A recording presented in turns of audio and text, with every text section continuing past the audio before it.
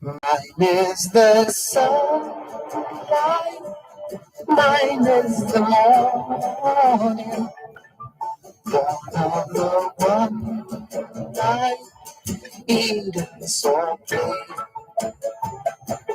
Praise within nation, praise every morning, God's recreation of the day.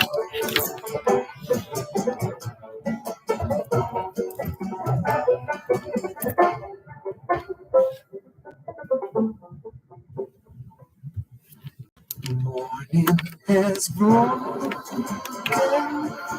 like the first morning. Blackbird has spoken like the first bird. Praise for the singing, praise for the morning, praise for the screaming, fresh from the word.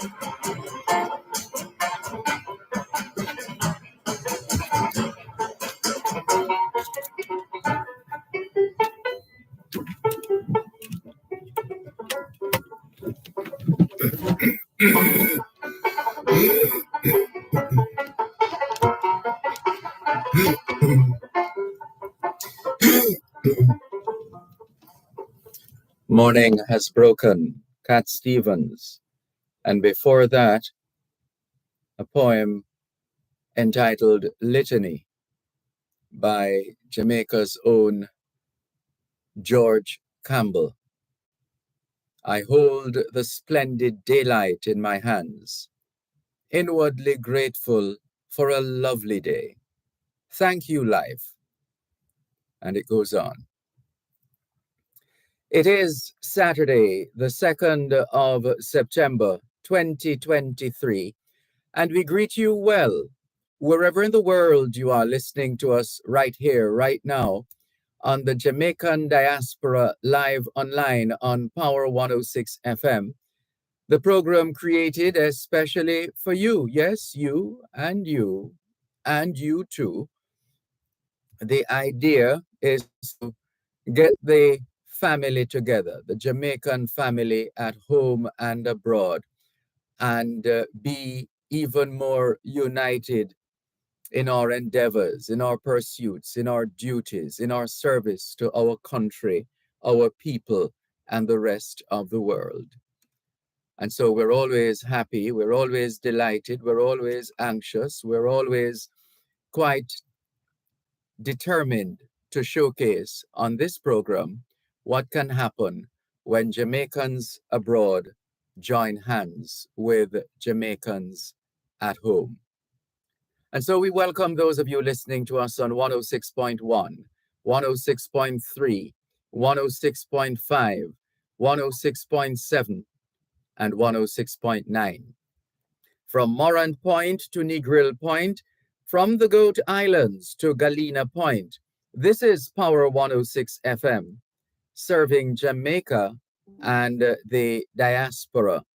Hello to those tuned in via the Power 106 FM app, which you have downloaded from the App Store or the Google Play Store, depending on the nature of your device.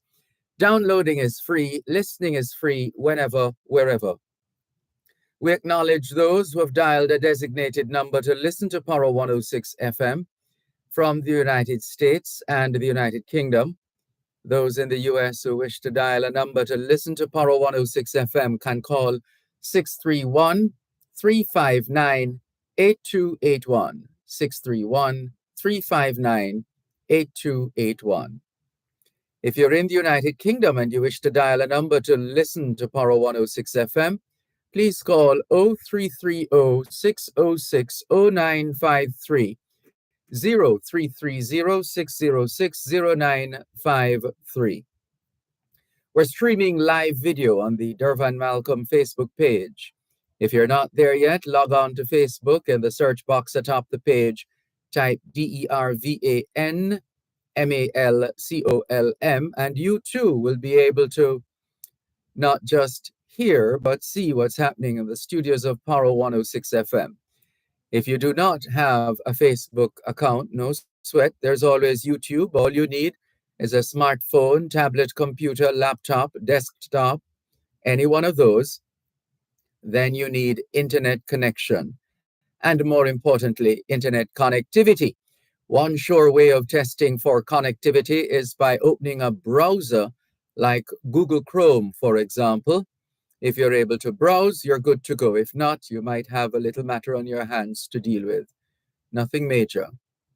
And so we look forward to your full participation. After all, it is your program, the Jamaican Diaspora Live Online on Power 106 FM.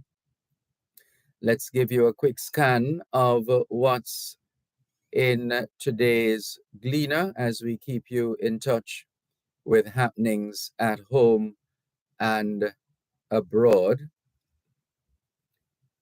So let's see if we can get to today's edition of the Gleaner. We're still seeing Thursday, the Thursday edition. So apparently the system has not been updated yet. But suffice it to say that what has been in the news and usually at this time of the year is largely connected to education. Education. This is the start of the 2023-24 academic year.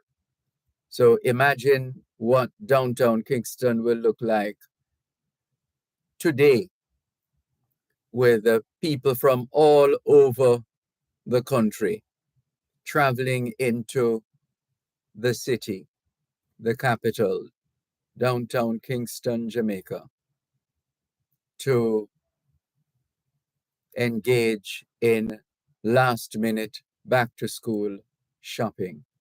Please be safe for those who are going shopping. Please be safe. By now, you know what to do and what not to do. Don't leave valuables on the seat of or the seats in the vehicle. You buy your items, put them away, perhaps in the trunk. So it's a classic case of out of sight, out of mind. And be mindful of your surroundings. Don't be too keen to grab all the different specials and items that are on sale or otherwise just general sale. But be mindful of those who will be looking to see what they can grab. So be careful as you go shopping. And the money in circulation now, a lot of it is new money, so to speak, and therefore they are I don't want to call them slippery, the notes, but if you're not careful what you're doing, notes will fall out of your pocket and fly away. I've seen that twice unfold right before my eyes in traffic. And these are taxi operators who obviously have a lot of money that they have in their hands or in their pockets or both. And for whatever reason, what I've seen is a vehicle stops, the door opens, a man comes out of the vehicle, you realize it's a taxi, and then you see him on the ground picking up money. I've seen that twice in the last within the last month or so. So that's another thing to be mindful of. Those notes, those new banknotes, can elude you if you're not careful. So make sure when you pocket your money, you really and truly pocket your money. Right. And we're going to leave the tips there for the time being. But please be extra careful and don't be in a rush. When you're on the road, don't be in a rush. You want to be as mindful and as careful as possible so that you can get back home in one piece. We're going to break now, here our first break on today's edition of the Jamaican Diaspora Live Online on Power FM, and we'll come back with more in just a moment.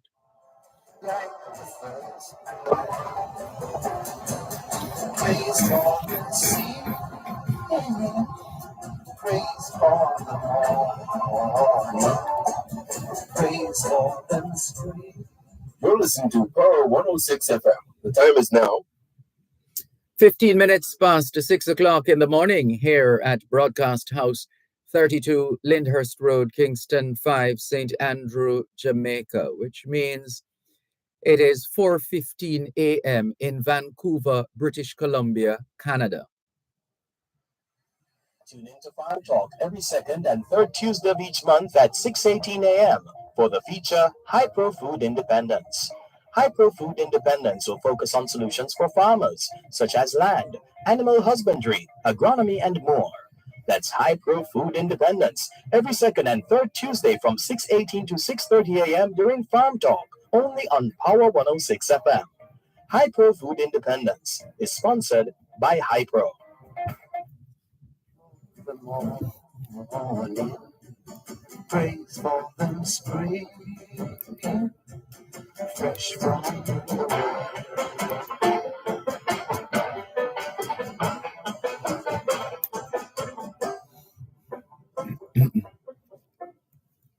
sweet the rain. Thanks a lot for staying with us here on your program, the Jamaican Diaspora Live Online on Power 106 FM. I'm Dervan Malcolm. Here's some useful information for you out there listening, watching. All persons entering Jamaica must complete the Immigration and Customs form online, effective yesterday, the 1st of September.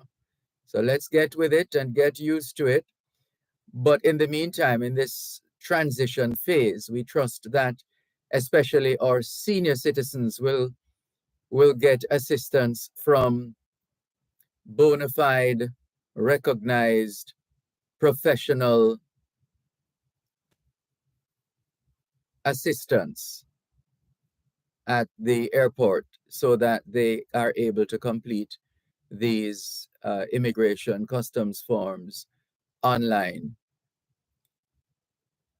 So here's the background to this development. The Passport, Immigration and Citizenship Agency, PICA, has partnered with the Jamaica Customs Agency in the mandatory implementation of the Immigration Customs C5 form.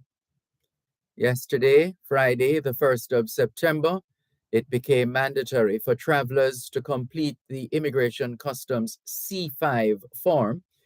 And that's a quick reference if you need to tell an agent at the airport what exactly you are talking about. Just mention the C5 form. That's the Immigration Customs C5 form, and all travelers will have to fill in one of those forms before arriving in Jamaica.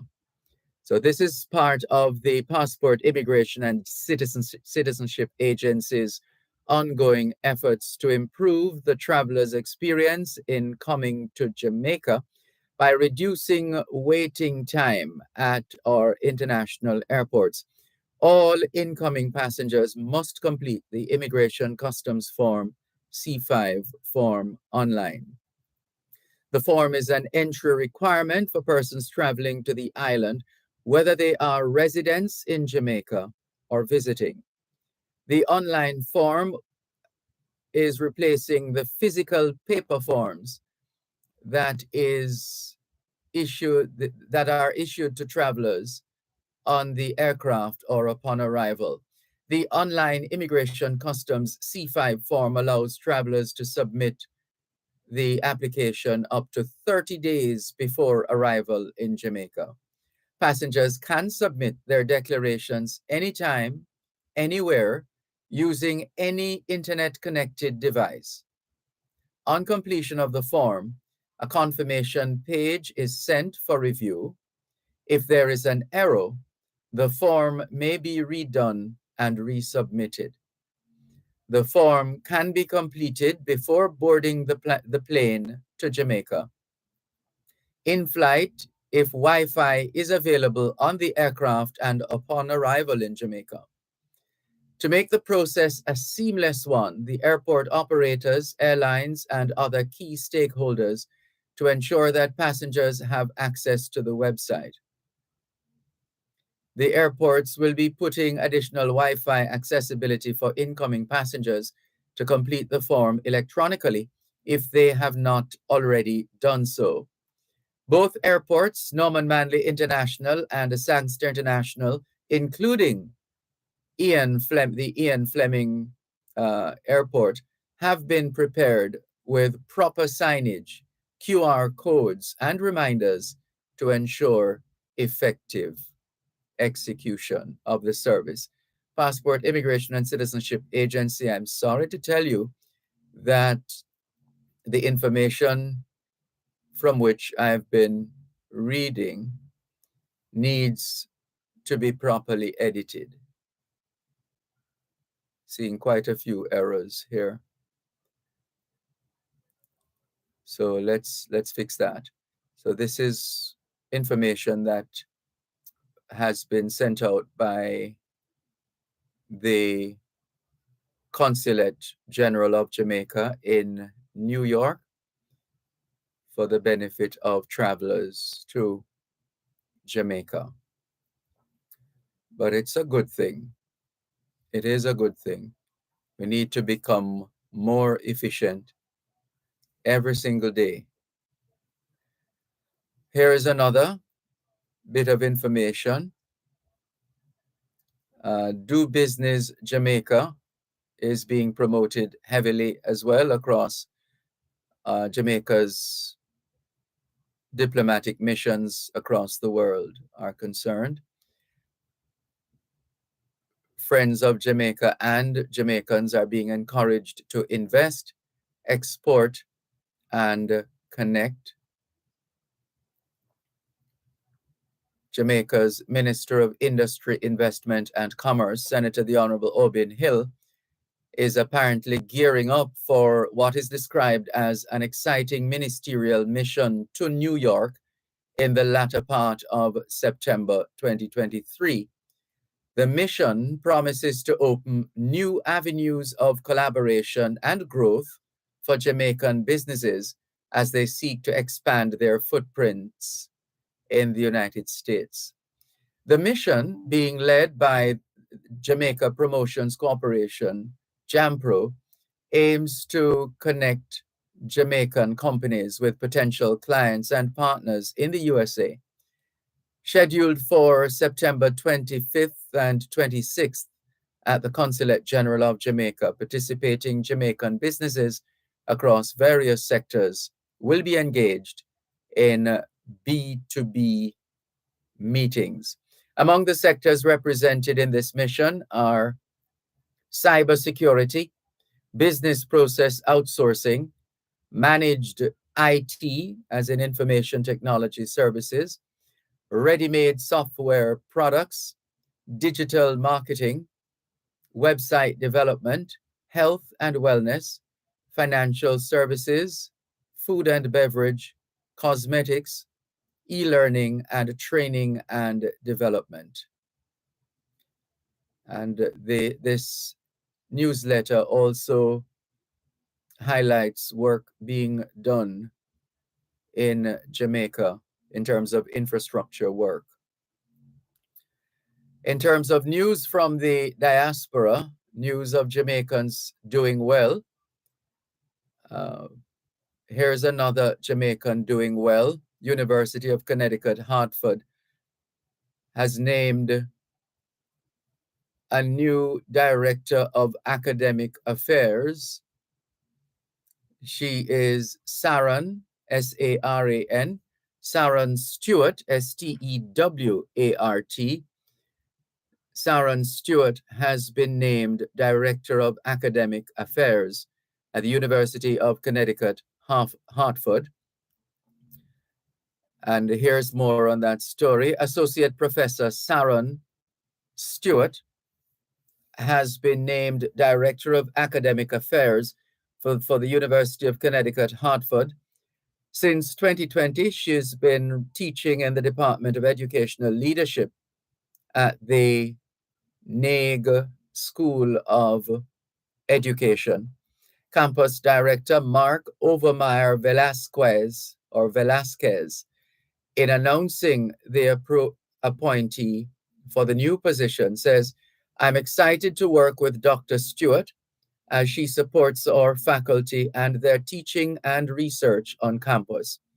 In addition to her years of experience working in senior administration as the Deputy Dean of the College of Humanities and Education at the University of the West Indies, Dr. Stewart's research and teaching expertise will further University of Connecticut Hartford's mission to engage in experiential learning opportunities and solution-oriented services in the state capital that change communities for the better." In this campus role, Dr. Stewart will work with faculty and serve as the primary faculty partner in the campus director's office to provide support and guidance related to academic matters. She began the position at University of Connecticut, Hartford on August 23rd, 2022. She will continue teaching courses in educational leadership. Born and raised in Kingston, Jamaica, Dr. Stewart has more than 13 years of experience as a higher education administrator, professor, and scholar activist across the globe. She serves as Director of Global Education at the NAEG School. Her areas of specialization are in international and comparative higher education, the experiences of marginalized faculty and staff in higher education, utilizing intersectionality, critical race theory, post-colonial, decolonial, post-diasporic, and critical and international, critical and inclusive pedagogical theories and teaching and learning in local and global contexts, especially in the Caribbean. Saran holds a BA English and International Studies, a Master's in International Administration, MBA Marketing, and a PhD in Higher Education with concentration in diversity and higher learning and specialization in international education. That's another Jamaican flying the flag and flying it well. Here's a reminder from the Consulate General of Jamaica in New York that the Consulate General of Jamaica, New York, will be closed on Monday, the 4th of September, in observance of the Labor Day holiday. So Monday, the 4th of September is a holiday in America, Labor Day. The Consulate General of Jamaica, New York, will reopen for normal business on Tuesday, the 5th of September. So those are matters pertinent not only to the consulate and that particular state of New York and some surrounding states as well, but most of the information we just shared can indeed suffice for all those who are listening. So that's the information. So that is out of New York. Let us see what's happening in Florida in terms of activities. Oliver Samuels in Florida for Labor Day. And this is published by Redeems Marketing. This is operated by Eddie Edwards, organizer of the famous Jerk Festivals, among other things. So August brings back to school blues, but before you get down that road, the information says they have lots to celebrate. August brings a slew of events celebrating Jamaica and Trinidad and Tobago's 61st independence anniversary. So go out and celebrate and enjoy these long summer days with family and friends. This Labor Day weekend, what can you expect if you are in Florida? Well, look out for Oliver Samuels, Dion Silvera, Audrey Reed, Tesfa Edwards, and let's take a break and come back.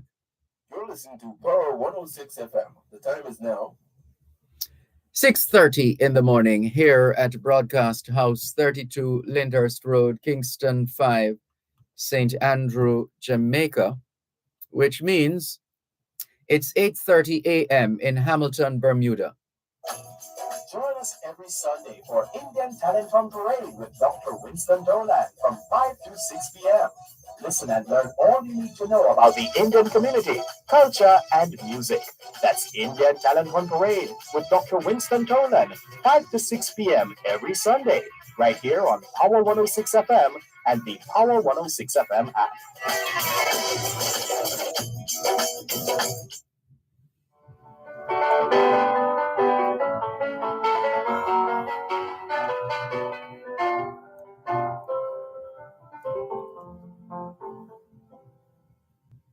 Morning has broken. Indeed, morning has long broken, and it's a new day. Welcome to those of you tuned in on 106.1, 106.3, 106.5, and 106.9. From Moran Point to Negril Point, from the Goat Islands to Galena Point. This is Power 106 FM, serving Jamaica and the diaspora.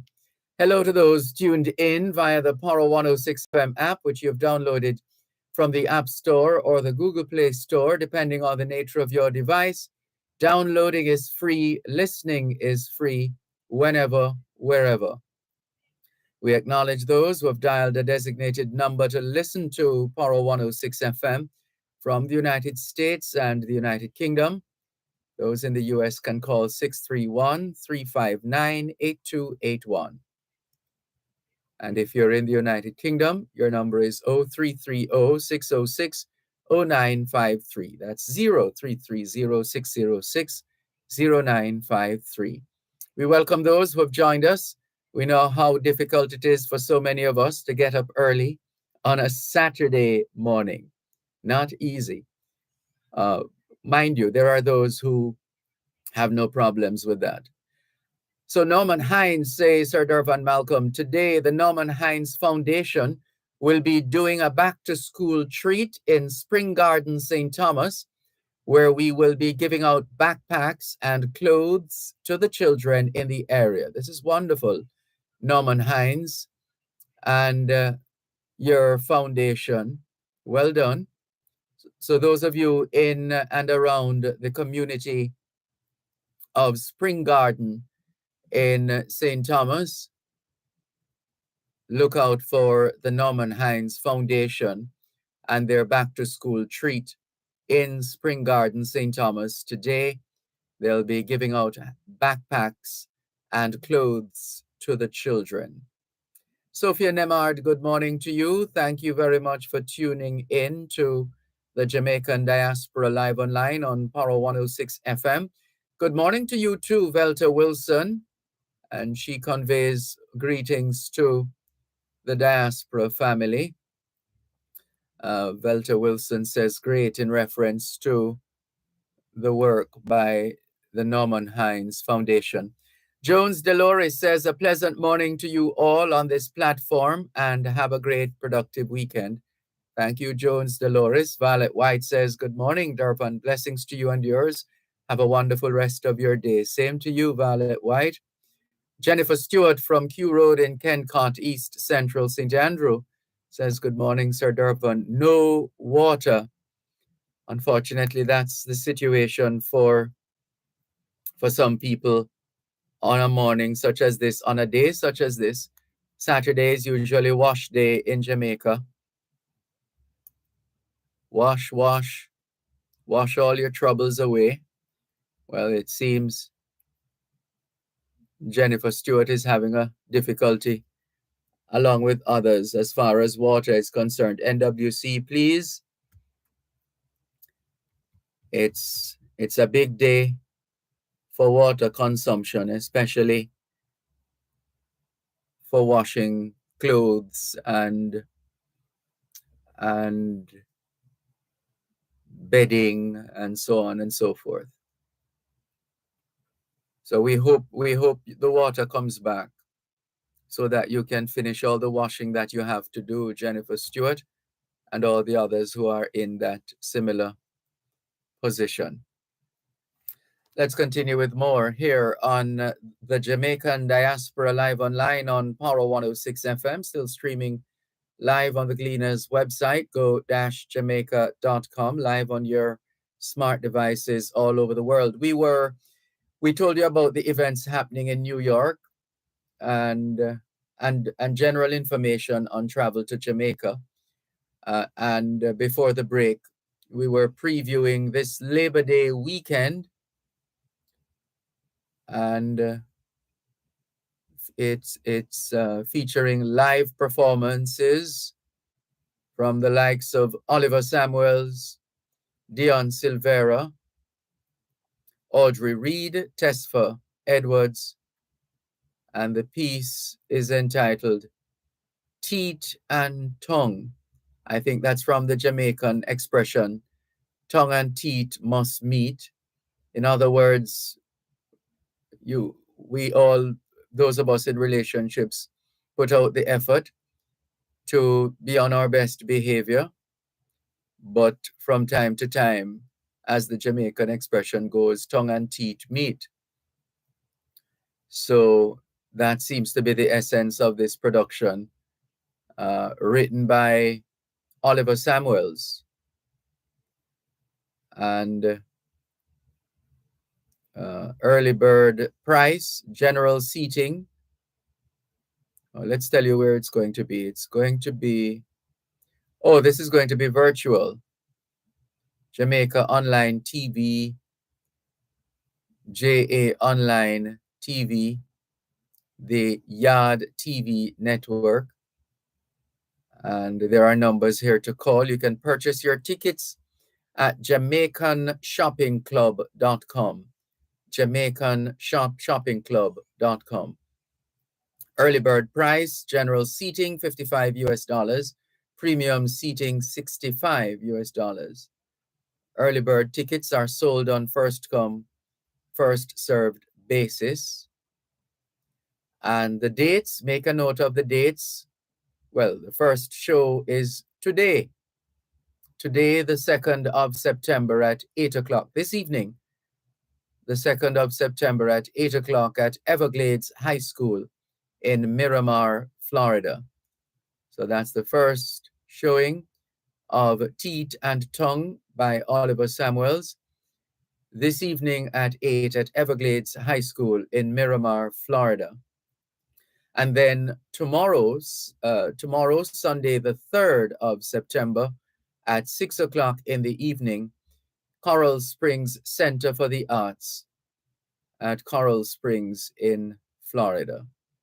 We hope it goes well. And the People Profile nominees are being featured in this Redeems publication of Eddie Edwards.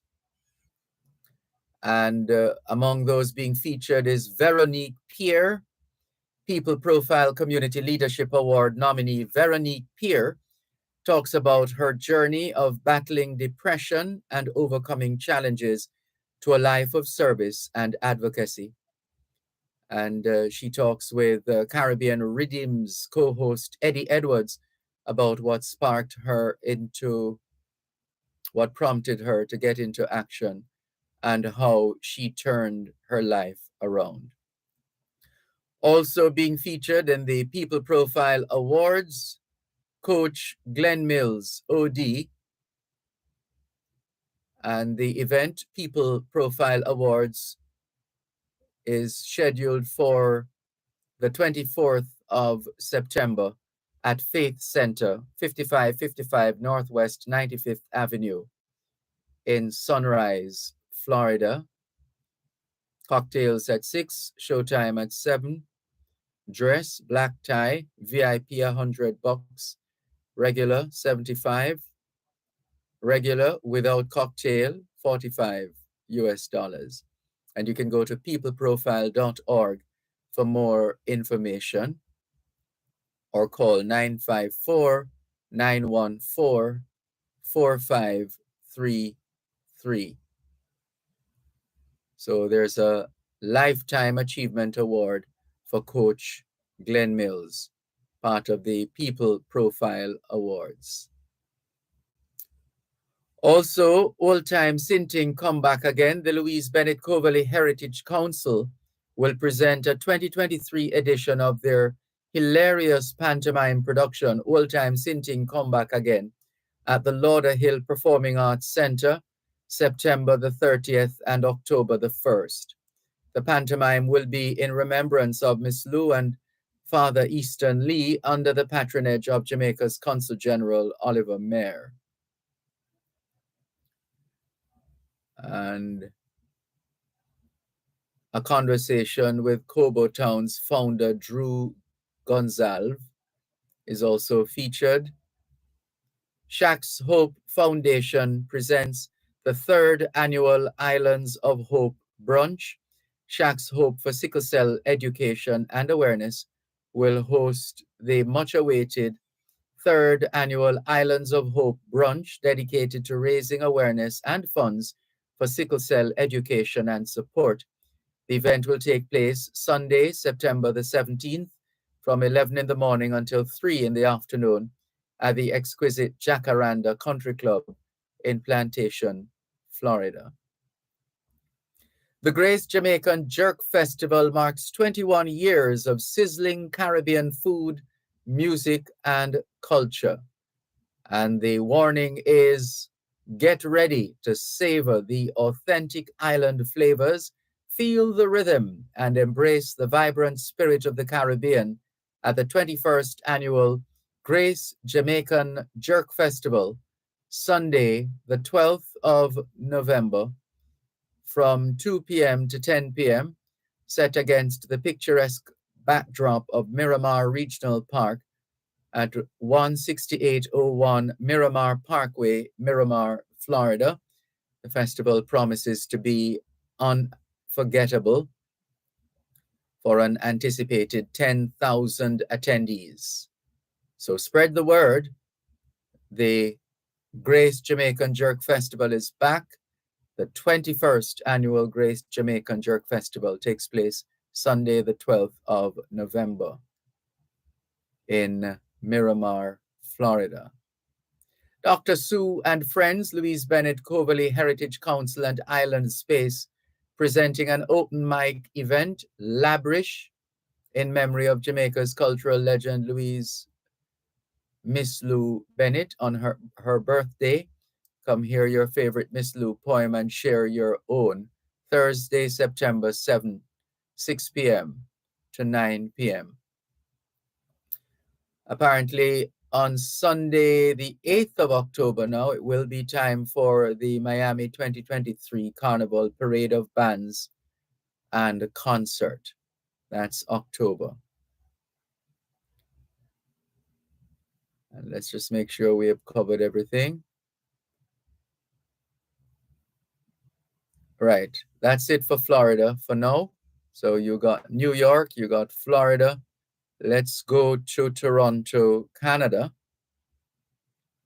and take a look at some of the events and activities in the Jamaican diaspora, more precisely in the Greater Toronto area and Canada in general. So what do we have here? There's a production, Kaleo Productions presenting OMG, the stage play, free for high school students, adults $20, Thursday, September 7 o'clock in the evening at York Woods Theatre, 1785 Finch Avenue West, North York. And you can contact Dr. Elaine to book free youth tickets at kaleoproduction@gmail.com. And just before we take the break, save the date. The return of the Woolmer's Alumni Association of Toronto Walk for Woolmer's. More in a moment.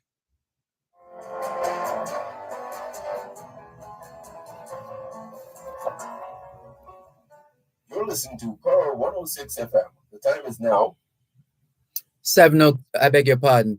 We're in a rush.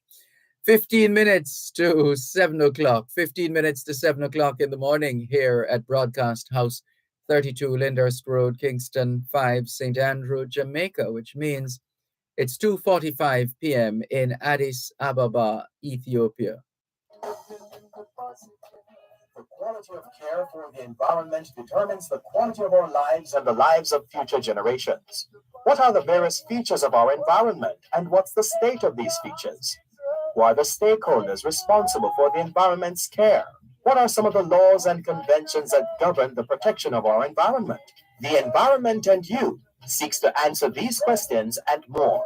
Join Power 106 FM during Power Talk on Wednesdays at 1:15 p.m. with host Simon Crosskill for the feature The Environment and You, showcasing discussions on the major issues affecting our environment.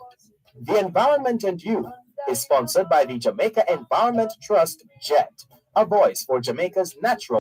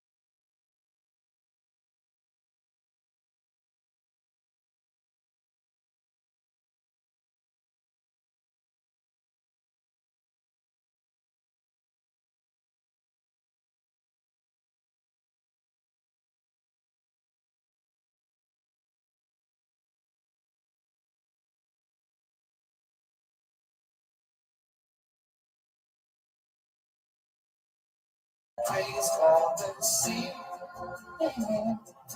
praise for the morning, praise for the spring, fresh from the world.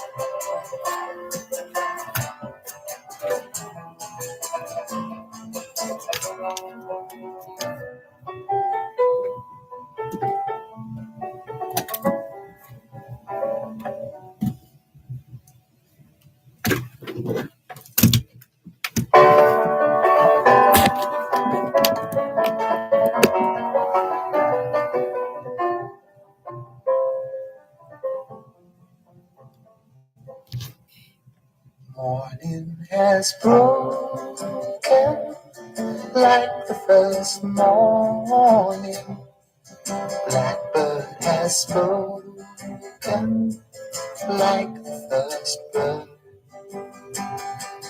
Praise for the sea.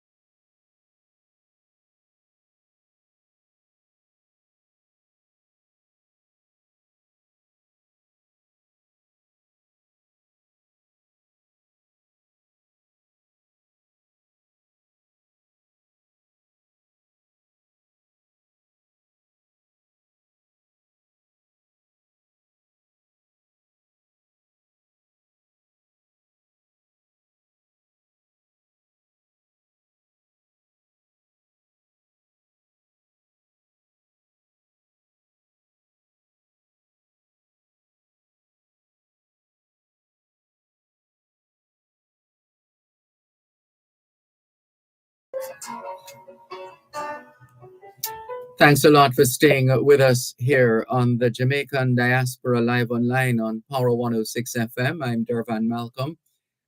Good morning to Karen Rowe. She says, good morning and happy Sabbath to you, Sir Dervan, and to all tuning in. Have yourselves a safe, blessed, and wonderful weekend. Thank you very much, Karen Rowe. Thank you for your message. As we continue with more, we've been sharing with you the happenings across the diaspora. We've covered New York, Florida, and we're now in Canada.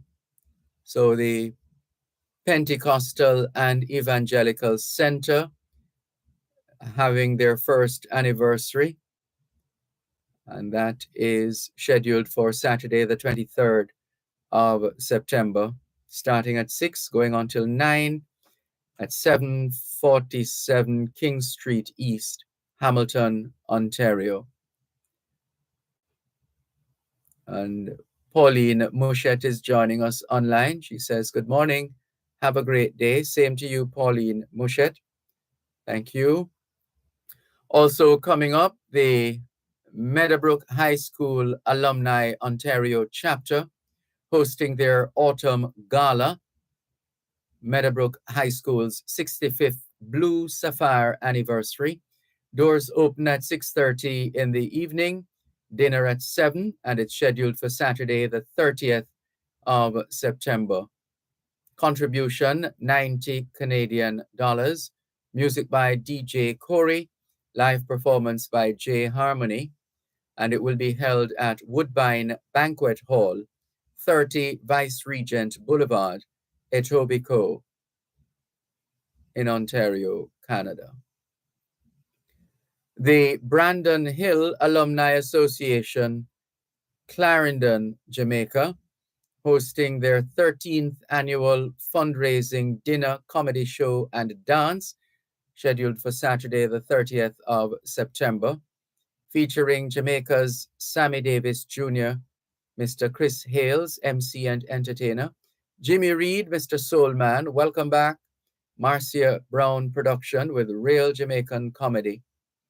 And it will all happen at St. Nadella Banquet Hall, 485 Bailey Street in, in Ajax, Ontario, Canada. That's southwest corner of Bailey Street and Westney Road South. Dinner contributions must be received 7 days in advance. Tickets 100 Canadian. Doors open at 6:30 p.m. Dinner served at 7:30. That's the Brandon Hill Alumni Association, Clarendon, Jamaica. The Cornwall College Alumni Association, Canada, presents 46th anniversary dinner and dance featuring Lukey D, scheduled for Saturday the 30th of September. What a busy day that one will be, Saturday the 30th of September. So many events on that day. $100 per person, pre-sold tickets only. Also, Essence of Mind Outreach Stimulus 10th Annual Fundraising Gala, scheduled for the 7th of October. And you're being invited to save the date. St. Hugh's Alumni, St. Hugh's High School Alumni Association Fall Dance Party with DJ Marcus Auger, Saturday, the 14th of October, 9 o'clock in the evening at Arrowwood Drive in Mississauga. That's 1158 Arrowwood Drive, Mississauga, Ontario, Canada. Tickets, $40. And then the Nubian Business Expo Incorporated is also on. And let's see, that's going to be at 30 Vice Regent Boulevard in Etobicoke, October 15th and 16th from 10 a.m. to 9 p.m. There's another fundraiser. This one is from the Jamaica Foundation Hamilton, and that's in Canada. The Jamaica Foundation Hamilton fundraising banquet, Friday, the 20th of October, 6 o'clock in the evening at the Michelangelo Banquet Center, 1555 Upper Ottawa Street in Hamilton, Ontario. Cost $100 Canadian. And it's formal attire and featuring DJ Supercharge, we're told. Let's leave that there for now and go to the break and come back with more here on the Jamaican Diaspora live online.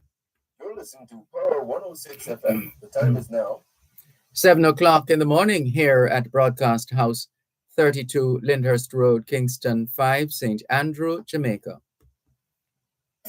Mosquitoes will breed in containers that hold water. Tightly cover water storage containers such as drums, buckets, and tanks, or cover the water surface with cooking oil. Punch holes in all tins, plastic containers, and boxes to prevent the collection of water before disposal. Cover old tires or fill with dirt. Scrub all vases once per week to remove mosquito eggs and dispose of garbage by placing in plastic bags. Do your part to prevent mosquito breeding. A message from the Ministry of Health and Wellness. Power 106 FM, the digital sound, now reaching you in more ways. Listen to us on 106.1 to 106.9 on the FM band. You can also listen to us on the Power 106 FM app, which you can download on the Google Play Store or the App Store. Plus, listen to us on onespotmedia.com and the One Spot Media app, or log on to go-jamaica.com. Power 106 FM, where all views can contend, giving you powerful talk radio in so many ways, on air and online.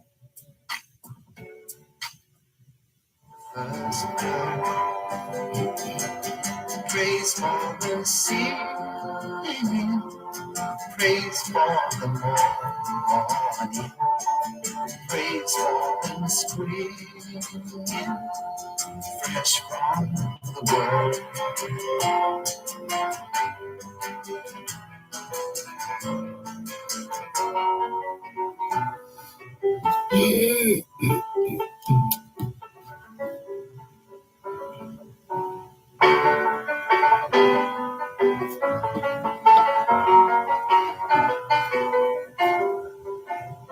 Mr. Neil Curtis, how are you?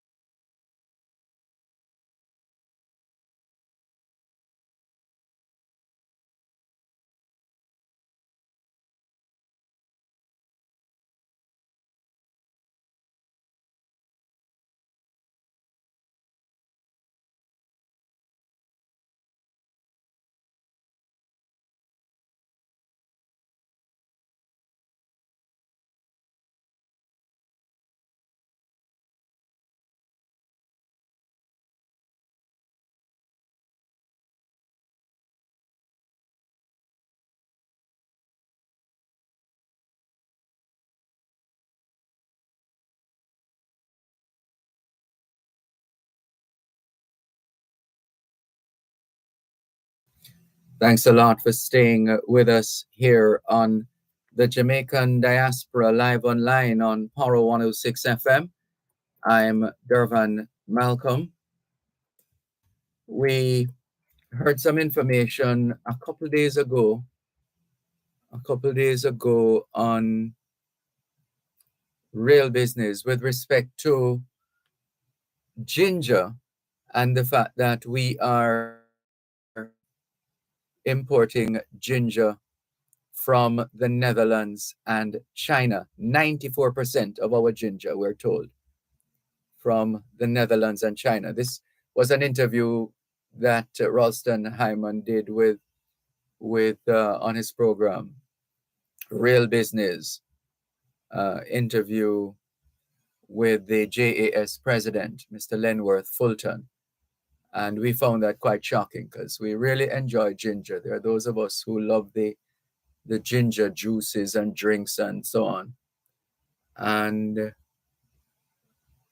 I thought, you know what? It's time to check in with Neil Curtis of Farm Up Jamaica, because he's going to have to help us to take back our ginger industry, our ginger production. He is the founder and chief executive officer of Farm Up Jamaica. Neil Curtis, welcome. How are you? Good morning, Dervan. I am wonderful. How are you? I am fine, thanks. I don't know if you were aware before the information was shared a short while ago of this, or if you had an interest at all in the production of ginger, and did you actually know of the situation in terms of the lopsided, isn't even the word, the lopsided, but I'll use it, the lopsided supply of our ginger? Well, I have been aware of the lopsided supply of ginger in Jamaica. I didn't know that it had increased to the numbers that you just quoted. What I will say is, when we first brought that large group of people down into Haddo, Westmoreland, about 600, to plant ginger, the idea and the hope was that we would be able to sell our ginger to that company. That company was an essential oils company. Now, when we did the math, it just didn't pan out, because Jamaican farmers want a lot of money for it. At that time, that is the problem in which we have to go ahead and import ginger.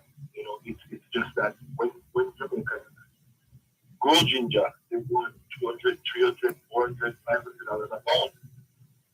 Whereas if you're bringing it in from other countries, it could be as low as 35 cents. And so, you know, it just makes sense to buy ginger instead of when you own it. No, that changed. Yes. Sorry, wait. The sound gives the impression of a fading sound. I'm not sure what caused that. Can you hear me now? Yes, hearing you now. Okay. What I was saying is the whole idea of the ginger being imported is just based on supply and demand. When you look at the Jamaican ginger, it runs a very short season. People harvest, they sell out what they can, and they try to get as much as they can for it. So you will see ginger being sold at $300, $400, $500 a pound in many cases. Now, when you bring it from across the overseas, you can get ginger for 35 cents a pound. And so it's a big difference, drastic. Now, Jamaica could be a 35 cents, 40 cents per pound if the production was in swing, meaning if all the lands that could grow that ginger were put into action, right? So and the greatest thing about ginger, you can grow it on the hillside, you can grow it on the flat. It is something that can be grown mostly across Jamaica. Mm-hmm. And so, yeah, it's a... So what ultimately became of the ginger that was planted by the 600 people that you were able to mobilize some years ago? Okay, so that ginger just became a ginger field where we would grow and harvest ginger. We would, again, the hope was that we would be able to sell that ginger to a company called doTERRA in Utah. And what happened is that the price that farmers would want for ginger in Jamaica wouldn't match the demand. Well, it wouldn't match the price that they were willing to pay. Okay. Right? The company. Yeah. And so you found that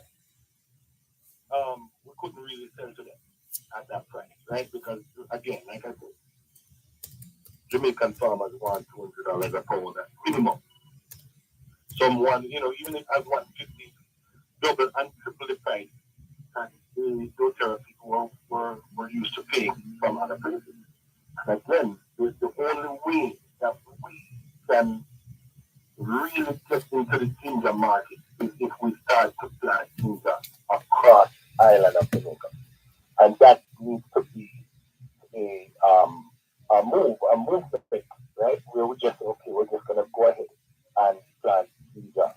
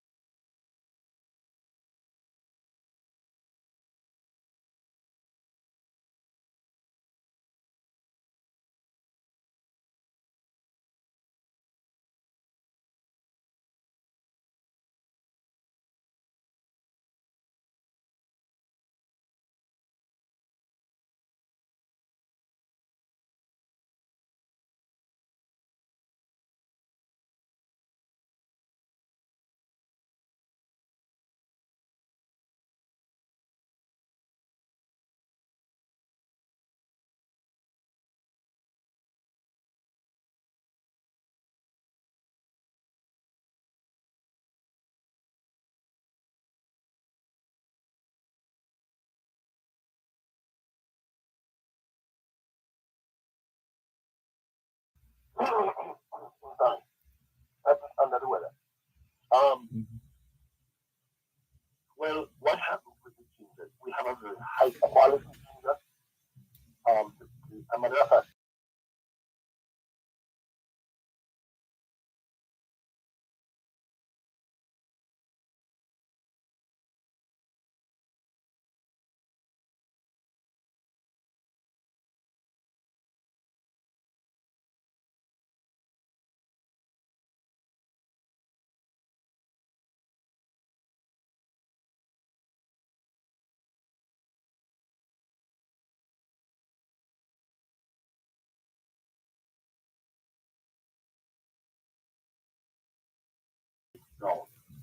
And once we bring the price down, we can compete with the ginger market. So that is what we needed. And so when we, at Farm Up Jamaica, teach farmers how to farm, we teach them how to farm large scale crops. Not just half acre or a quarter, but 100 acres or 50 acres. Even 10, but and being able to monitor all 10 acres and making sure that the production is consistent with the first acre. Because what we noticed initially that when you go to the different farms, you find that the farmer does very well with the first acre. But the second and third and fourth, and it was declined in quality and production. I see. So, this is something that is challenging. I don't know that Jamaican farmers have ever been exposed to the large scale planting of crops. When you come to the United States and you look at corn, and you see that corn is planted for hundreds of miles, as long as you can drive down the road, corn consistently. And without monocropping, right, where it's just that one thing. There are ways that we could do that organically or more sustainably, if you want to call it that. I like to say that we plant our crop alongside other crops that are what we call companion crops, which will normally, keep away certain diseases and pests from that particular group. So, we believe, and I spoke to that person from the hotel. They said, Arthur, how much ginger can you really take? He said, the size, when you look at the size of Jamaica, if you planted ginger from one side to the next, it still wouldn't be enough for our use. So it's not that the demand is not here, it's just that we are not producing. Oh, wow. So for the time being, we'll continue to have 94% of our ginger coming from the Netherlands and China. Well, I would always say, when people hear about Farm Up Jamaica. Sorry, hold on. Pick up on that point after the break, please. Healthy habits start with washing your hands several times per day with soap and water. If soap and water are not available, use Benjamin's hand sanitizer and rubbing alcohol. The time by Benjamin's is 7:15 in the morning here at Broadcast House, 32 Lyndhurst Road, Kingston 5, St. Andrew, Jamaica, which means it's 3:15 p.m. in Kyiv, Ukraine. Here is a financial literacy tip from your friends at Power 106 FM. Understand, it's in your power to have a positive relationship with money. A change in our financial situation starts with a change in how we think about money. Clearing out any negative feelings like insecurity or fear about money can help remove the blockages that may prevent improving your financial well-being. Your relationship with money is not fixed. It's one that can evolve over your lifetime. There are important things about the psychology behind your relationship with money. Money is about emotions, not just finance. Anxiety or avoidance of money issues may create a vicious cycle, and your upbringing may affect how you manage your money. With awareness, insight, and knowledge, you can start working to make empowered decisions about your money.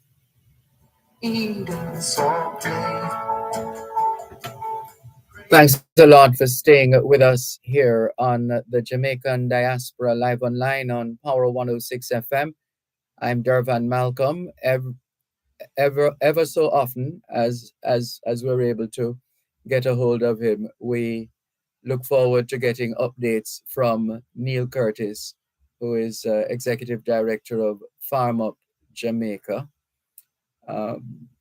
because we think it's necessary to continue tracking an organization and its work like we've been tracking Farm Up Jamaica to demonstrate that it can be done in terms of having a discussion at a diaspora conference and arriving at certain positions and bringing it into being and then to take it from there, it's quite something. Some of us take it for granted, but it takes you have to put in the work, right, Neil Curtis? Yes, absolutely. Mhm. And so, with that said, putting in the work, we are a diaspora non-profit organization, and we implore that we would love that Jamaicans from around the world would get involved in what we are doing. When we talk about going back to Jamaica and get more done, it's in many cases, what is status quo in Jamaica is something that we on the outside look at and that we can change. Just like we spoke about the ginger, we know what it would take to grow that ginger. So I ask that many Jamaicans that sit and do this program come together, and we have to come together on in a way that says that we're going to help the common good of Jamaica. It's not necessarily that we're going to farm our own ginger in our backyard.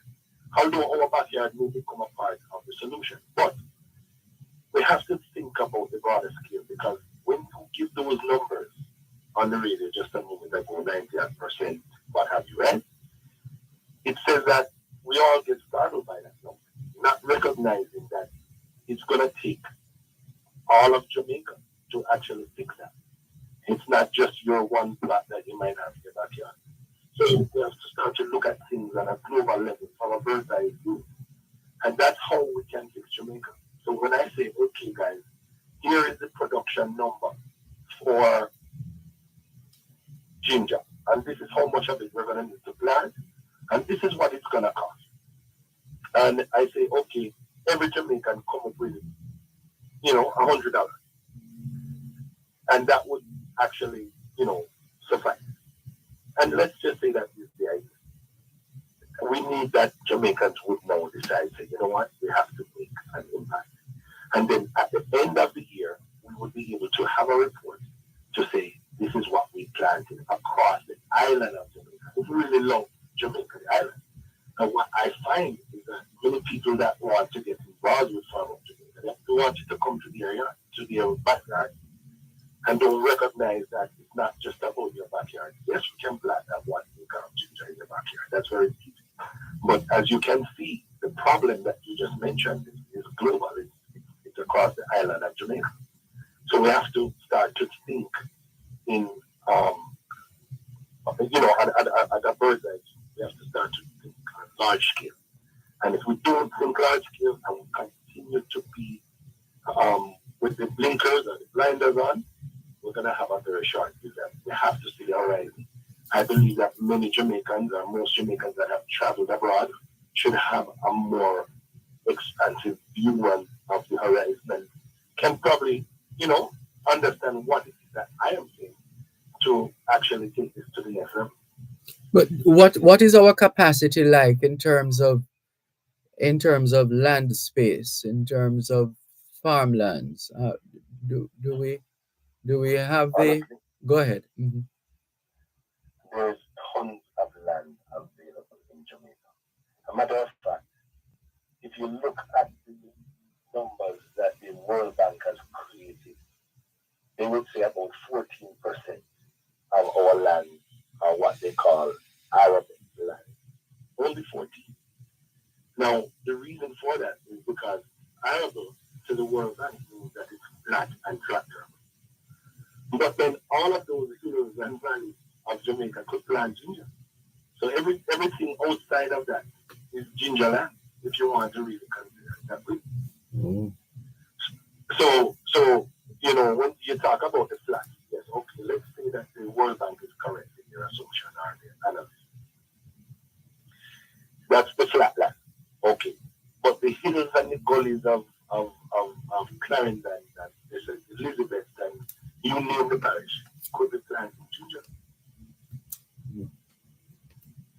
And that could be a major resource for Jamaica. So, Especially because of the quality. Can it fetch a higher price? It can, but not a $200 pound. it might fetch, maybe instead of being 35 cents, US 35, 40 cents a pound, you might get 50 or 60. But then you're talking about tonnage and an abundant amount of ginger being exported. And of course, we would have that amount to do it. In addition, the way that we grow ginger in Jamaica is not sustainable. Hold on, back up there. Say that again. The way we grow ginger in Jamaica is not sustainable. Not sustainable. Not sustainable. How so? Well, what happens is when you grow ginger is a plant where it's a rhizome. So normally when you cut a piece of that ginger, the ginger is supposed to push up again. A lot of farmers root out the ginger. Most farmers, they root the whole ginger out of the ground and then they sell it and then they have to replant it again for the next season. Whereas when you go to Peru, they only cut the ginger on the top, the part that's coming out of the ground. They cut the hand off and they allow it to spring again. And they never have to plant that ginger plant ever again in life. It just keeps rattooning. The word is rattoon. It keeps rattooning and rattooning and rattooning. Ginger, again, I don't know why Jamaican farmers are not taught these methods. I don't know if it's intentional or not. But I can tell you that worldwide ginger is grown sustainably. You don't have to keep buying a ginger plant every year to replant. My dad, before he left Jamaica in 1960 or whatever that time was, when we go to that farm, we still harvest ginger from the ginger plant that he had put in when he was just a little boy in the 40s. Oh, wow. So again, when you look at the production of ginger and the best farming practices, again, not being done the right way, and nobody pays attention to that. But those are the things that cripple the farmer in Jamaica. These are the things that Farm of Jamaica brings to the table. We bring, this knowledge of grand production, meaning, large-scale production. We bring better farming practices that will rival any first world country. And these are the types of information that needs to be shared with farmers in Jamaica. Otherwise, we're kind of chasing our tail. Mm-hmm. So, how do you determine which areas or which crops to grow? Is it driven by particular interests or entities? How do you arrive at that to ensure that you are not getting involved in an area that is not happening or has so many shortcomings that it might never get off the ground? Well, the original plan of Farm of Jamaica is to look at the produce that is being imported most. So we first take an analysis of what is being imported, the highest imports. And then those are the crops that we normally would like to grow. So if you say that, ginger is at, let's say, well, onions were at the top of the list and probably still is. Onions were being imported at 90%, 10,000 tons of onions per year. And so, we looked at onions and we tried to figure out why was onions imported at that level. And what we found was that the beet armyworm had crippled so many farmers down in St. Elizabeth and Flagaman area. And so we started growing onions and figuring out how could we tackle this beet armyworm that was really affecting the crops in Jamaica. And, each one of the crops seemed to have some type of challenge that is on the high import list. And so, again, the key is to find the problem and come up with a solution.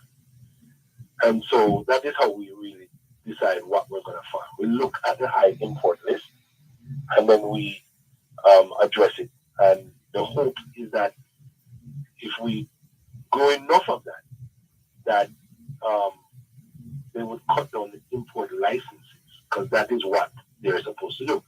If they already have that crop in the country, they're supposed to reduce the amount of licenses granted to importers.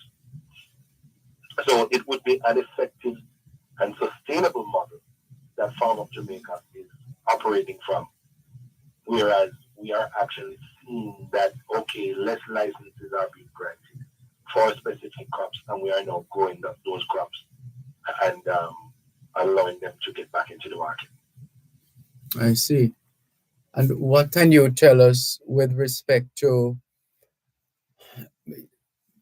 building capacity for a more sustainable future? How have you been able to do that, or have you? I can. Well, I'll tell you that most of what we have done, and I'm gonna say this because it is what has transpired. We have realized that the research and development in Jamaica is non-existent for most part. People are using the same techniques that were being used in the 40s or the 30s or the 20s. And so it has been a real learning process for us. A lot of things that farmers have, that you would normally believe, okay, well, you should know that. They don't know, they're not aware of. And so there's a huge awareness campaign that we've created. We've created a huge training program to train young people, because before we got there, we kind of looked at agriculture. Most of the farmers were 60, 70, 80, 90 years old. But then there's a huge gap, right? I don't even say gap, there's really no one before them now. So we took up the whole idea of training young people. And everybody said that that's impossible. Hold on. Let's pick up the story in just a moment. You're listening to Power 106 FM. The time is now 7:30 in the morning here at Broadcast House 32 Lyndhurst Road, Kingston 5, St. Andrew, Jamaica, which means it's 5:30 a.m. in Los Angeles, California. Starting Monday, September 4, your favorite nighttime talk show, Dear Pastor, will air at a new time, 9 to 11 p.m., Monday to Thursday. Join Reverend Dr. Aaron Dumas as he answers your questions and entertains conversations on a range of issues. Spice up your evening with Dear Pastor right here on Power 106 FM, Monday to Thursday from 9 to 11 p.m. Starting Monday, September 4, it's nighttime talk radio at its best right here on Power 106 FM. Praise for the sweetness of the God. Strong completeness when we speak.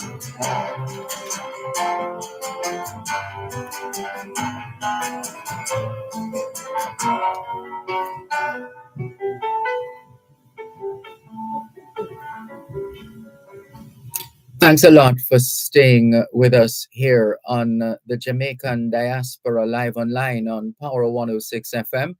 I'm Dervan Malcolm, and we're following up on some information we heard on Real Business with Ralston Hyman talk about 94% of our ginger being imported mostly from the Netherlands and to some extent China. And so that got us talking and thinking and wondering and pining, or whatever you call it. But it's something that we have to address, and it's not unique to ginger, but to how agriculture is practiced. But hey, I'm not the expert here. Let's get you in touch now once again with the executive director of Farm Up Jamaica, Neil Curtis. So I think you are going on to make reference to telling us the story, and I think you're saying somebody was saying that's impossible. Neil Curtis, lost him. All right, we're going to try to reconnect with Neil Curtis here on the Jamaican Diaspora Live Online on Power 106 FM. We want to learn more about the work of Farm Up Jamaica, because if Farm Up at Jamaica is being touted and lauded and celebrated for getting most things right, then surely there is hope for other groups, stakeholders, cohorts, sectors, etc. So we're trying to learn from those in the field, literally and figuratively. Farm Up Jamaica, as we have shared before on this program, came out of a diaspora conference. So for those people who like to give the impression that nothing substantial comes out of a conference, a lot comes out of such a conference. Yes, Neil Curtis, what were you going on to say? Somebody was saying something was impossible in terms of training. Was it the training? Yeah, the training of young people and what reality to become the cultures people are going through to feed a nation. You know, that was a challenge. People couldn't believe that young people want to go through. And we got young people wanting to go food all over the country, and trained up something was like 100 young people that we were monitoring the amount of interest. And so, yeah, we know now that Jamaican youth will go. We know now that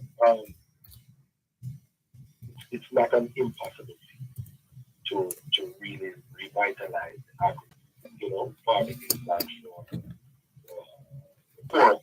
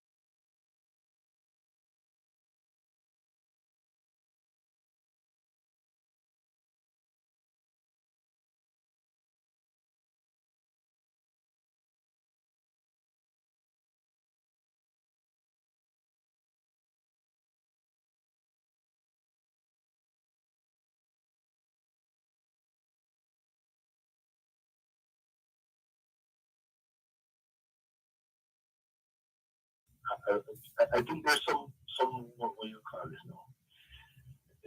When you look at the work ethic of the Jamaica side versus the US side versus the other sides that we bring in, you'll find that there, in many cases, the speed and certain things don't match up.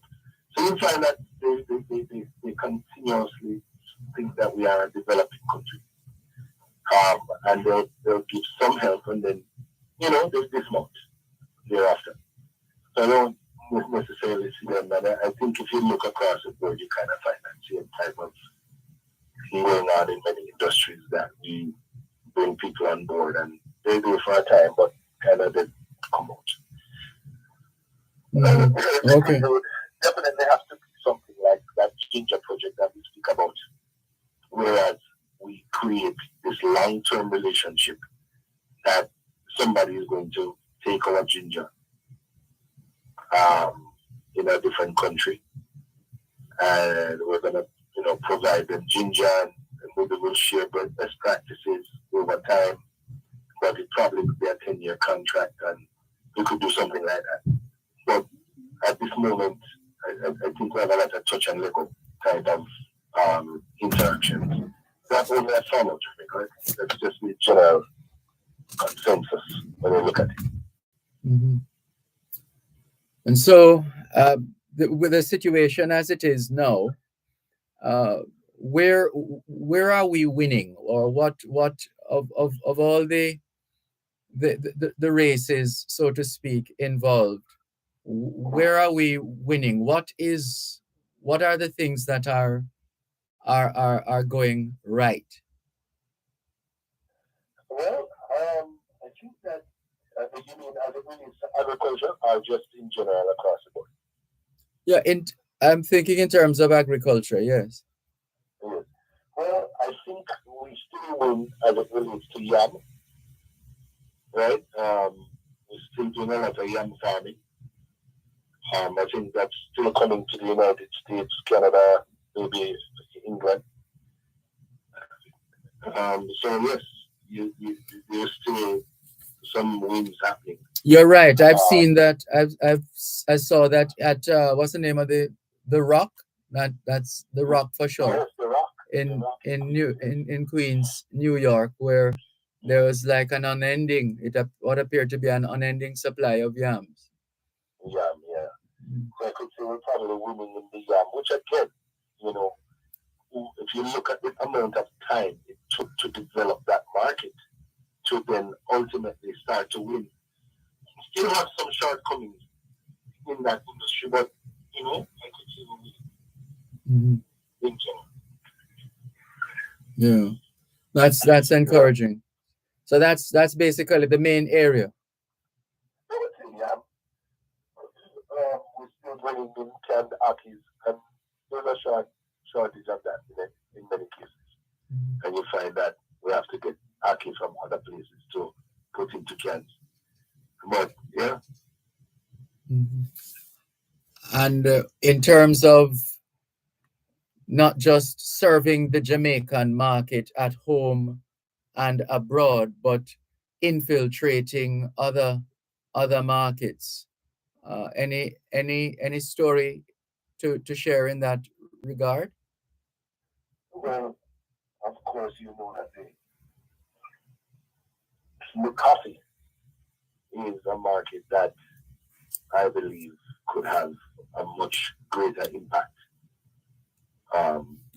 As you talk about infiltration, but I just don't know that the politics and what have you that is around it is beneficial to the broader market. And so I think that, there's a place that needs some development that ultimately could bring good value and popularity to Jamaica with some consistency. And that's a key word. One moment, please. Yes, one moment. You're listening to Power 106 FM. The time is now 15 minutes to 8 o'clock in the morning here at Broadcast House 32 Lyndhurst Road, Kingston 5, St. Andrew, Jamaica, which means it's 5:45 p.m. in Aktau, Kazakhstan. The quality of care for the environment determines the quality of our lives and the lives of future generations. What are the various features of our environment, and what's the state of these features? Who are the stakeholders responsible for the environment's care? What are some of the laws and conventions that govern the protection of our environment? The Environment and You seeks to answer these questions and more. Join Power 106 FM during Power Talk on Wednesdays at 1:15 p.m. with host Simon Crosskill for the feature The Environment and You, showcasing discussions on the major issues affecting our environment. The Environment and You is sponsored by the Jamaica Environment Trust, JET, a voice for Jamaica's natural resources.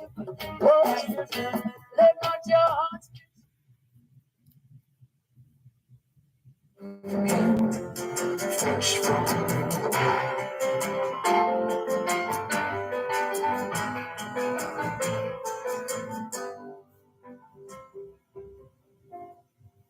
sweet the rains new fall, sun from Thanks a lot for staying with us here on the Jamaican Diaspora live online on Power 106 FM. I'm Dervan Malcolm. Welcome to Pearson. Says good morning, all. Good morning, Sharon. Randy Williams says morning, listening on the road to Canada from Long Island, road trip weekend. Well, you continue to navigate those roads safely, please, Randy Williams. Thanks for sharing. Let's continue with more. In fact, oops, look at the time. We really have to thank Neil Curtis for his willingness to come on this program. Over time, he's made himself available to give us an idea of how things are going, especially in relation to Farm Up Jamaica. And as we said, it's good when we're able to show and to demonstrate that we're not just talking about these things, but we're taking action, or that action has or will be taken with respect to these matters, not least of all, whether it be our ginger or whatever else for that matter. The key thing is for us to have a level of awareness as to what is happening, to collaborate and to discuss and organize with stakeholders to make an ultimate decision, and then going forward to sustain that decision.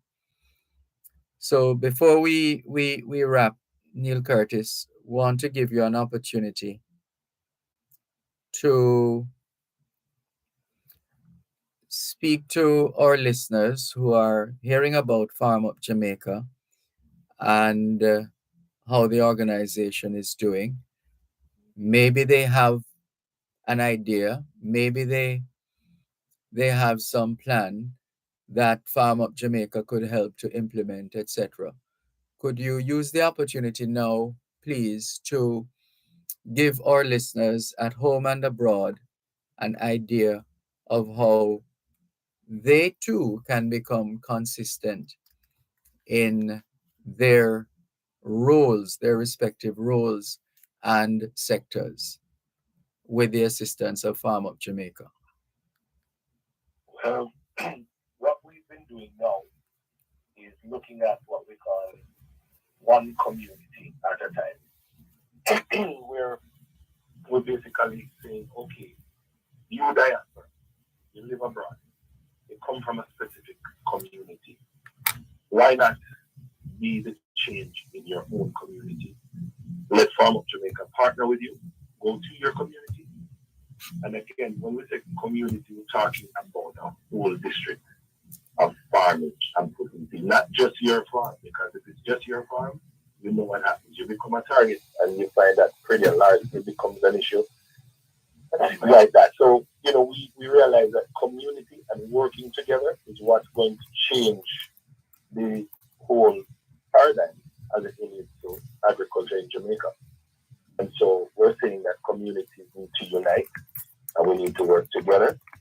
And if you're interested in us coming to your community, teaching young people and farmers and people in that district how to become successful, bringing to the community financial literacy, bringing to the community new best practices, bringing to the community a market in which to sell your crops once they are grown under the guidelines of Farm of Jamaica.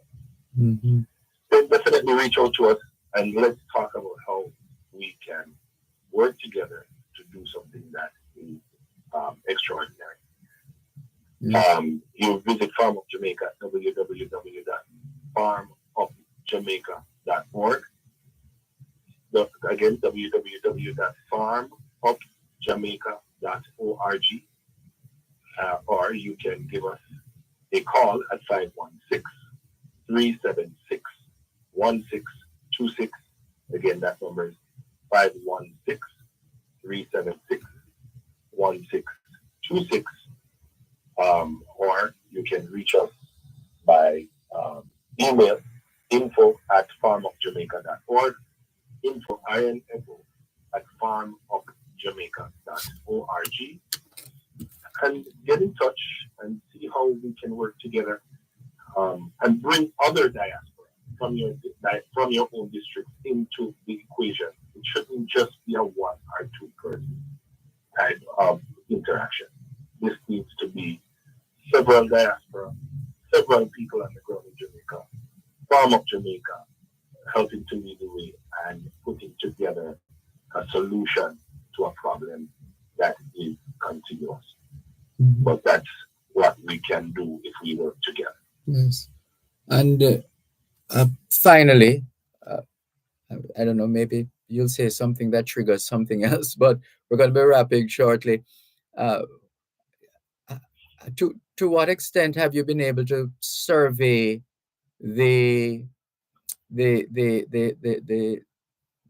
community shops and stores which have Jamaican products? Are we still being, I don't want to say overrun, but in some instances being bombarded with products that claim to be Jamaican but have produce? No more samples. Mm-hmm. They had enough samples. And people are taking our samples back to their own country and doing wonderful things with them. Whereas we could be doing those things right here in Jamaica. Yeah, that's well said. So as we wrap, remind us so we can go to farmofjamaica.org, is it? Yeah, farmofjamaica.org. Mm-hmm. They can visit us there. In addition, if you'd like to keep in touch and see what we're doing on a daily basis, you can visit us at Farm of Jamaica, which is either at Facebook or Instagram. You get to see what we're doing. We just had a golf tournament in Long Island, New York. Oh yes, how did that go? Oh, it went amazing. When I say amazing, it was such a wonderful day. Number one, we had a full slate of players on the golf course. We had brunch, which was provided by Sam's Caribbean Marketplace. We had Lucid, which is a new electric car that came out from the chief technical officer from Tesla, has now come up with his own electric car. And everybody will be able to test drive the Lucid car before playing golf.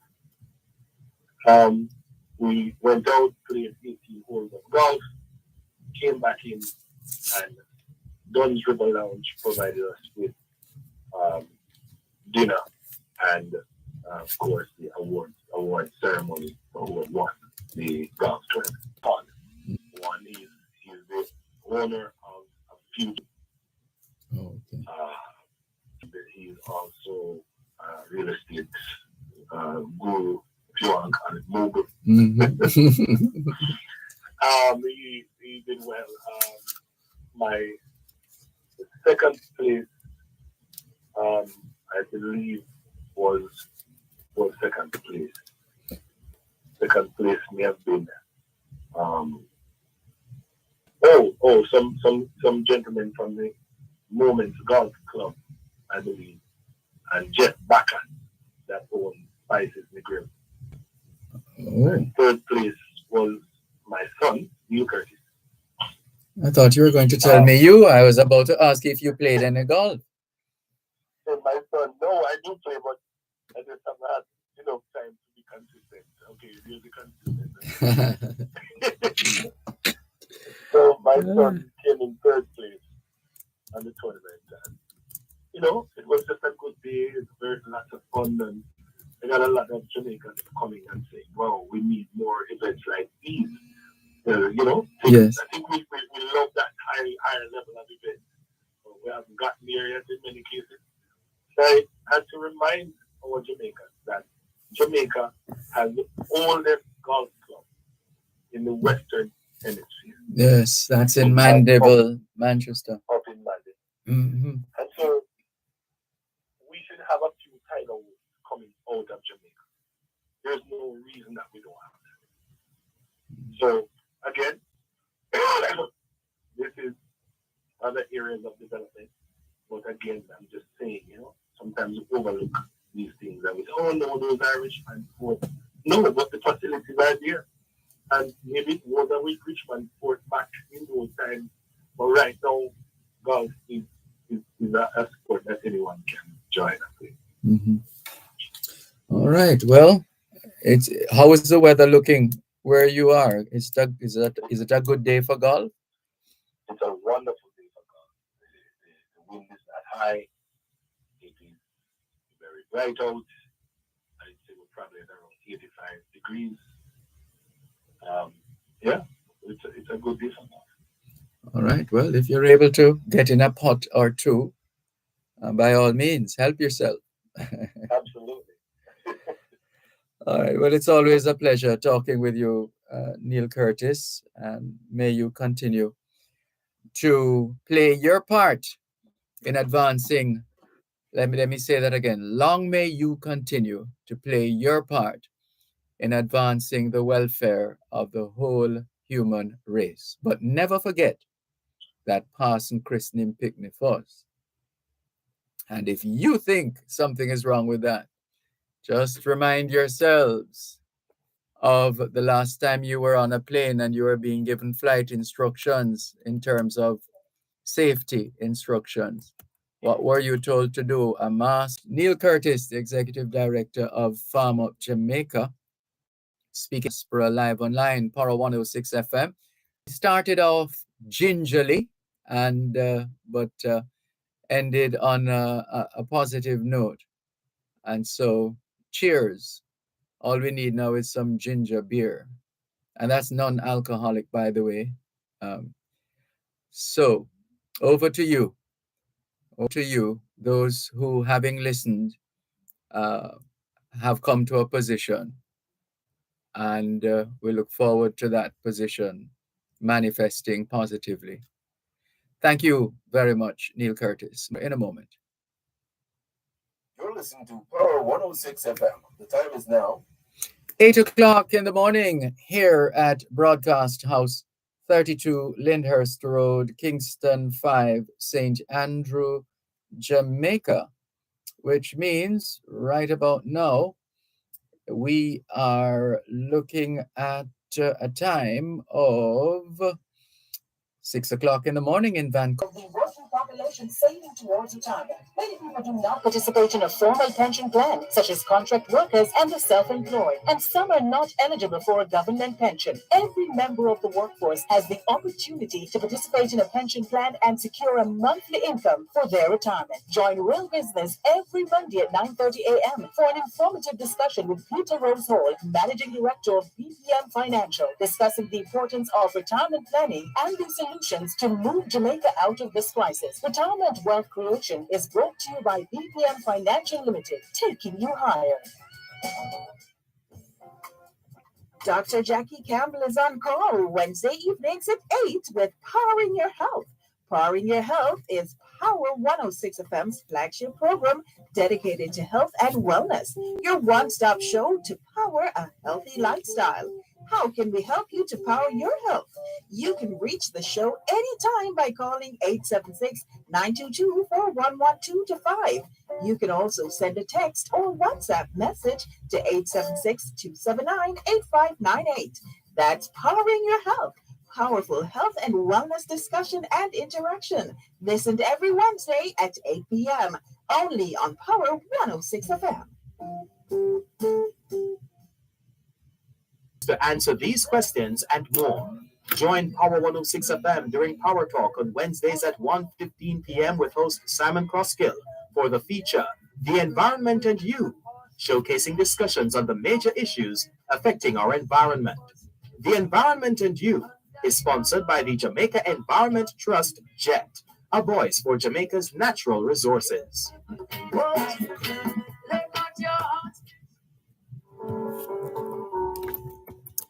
Mine is the sunlight, mine is the morning.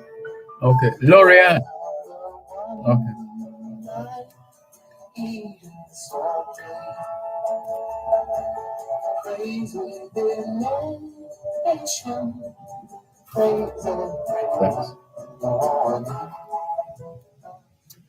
Thanks a lot for staying with us here on the Jamaican Diaspora live online on Power 106 FM. I'm Dervan Malcolm, and it's time for us to feature an organization that continues to spread its wings and make its mark on the global landscape. We're not limited at all, the global landscape. We're talking about the Jamaica Howard University Affinity Network, or J1 for short, JHUAN, formed in October 2017 through the collaboration of the Jamaican ambassador to the United States, Audrey Marks, Howard University President Wayne A.I. Frederick, and J1 Committee Chairman Don Christian, Managing Partner of PwC. And I believe we have on the line the chairman himself, Mr. Don Christian. Good morning. How are you? Doing very well, Dervan. Good morning to you and to all your listeners out there. Wonderful. Thank you very much. Also joining us, one of the J1 scholars, Lorianne Knight. Good morning. Welcome. Good morning. Thanks for having me. It's a pleasure to have you on board. Don Christian, let's get the latest in terms of the work of J1. You are always, I would imagine, because of the demand on the resources that you tend to make available to the scholars. You are always seeking opportunities to generate revenues for the benefit of these scholars. Please paint that picture for us. Provide sponsoring and other forms of support to Jamaican students attending Howard University. Well, for many Jamaican students, most of whom are international students, they're not eligible for need-based aid. So even if they have zero money, they're not going to get any financial aid from many institutions, including Howard University, as a federal appropriation receiving institution. So for us, the only way for these students to really get the opportunity is to provide merit-based aid. And so we are seeking to be a huge part of their success by providing opportunities for them to compete and to be awarded scholarships. And so our goal is to provide as much funds as possible for one simple reason. The demand is so great and the talent is extraordinary.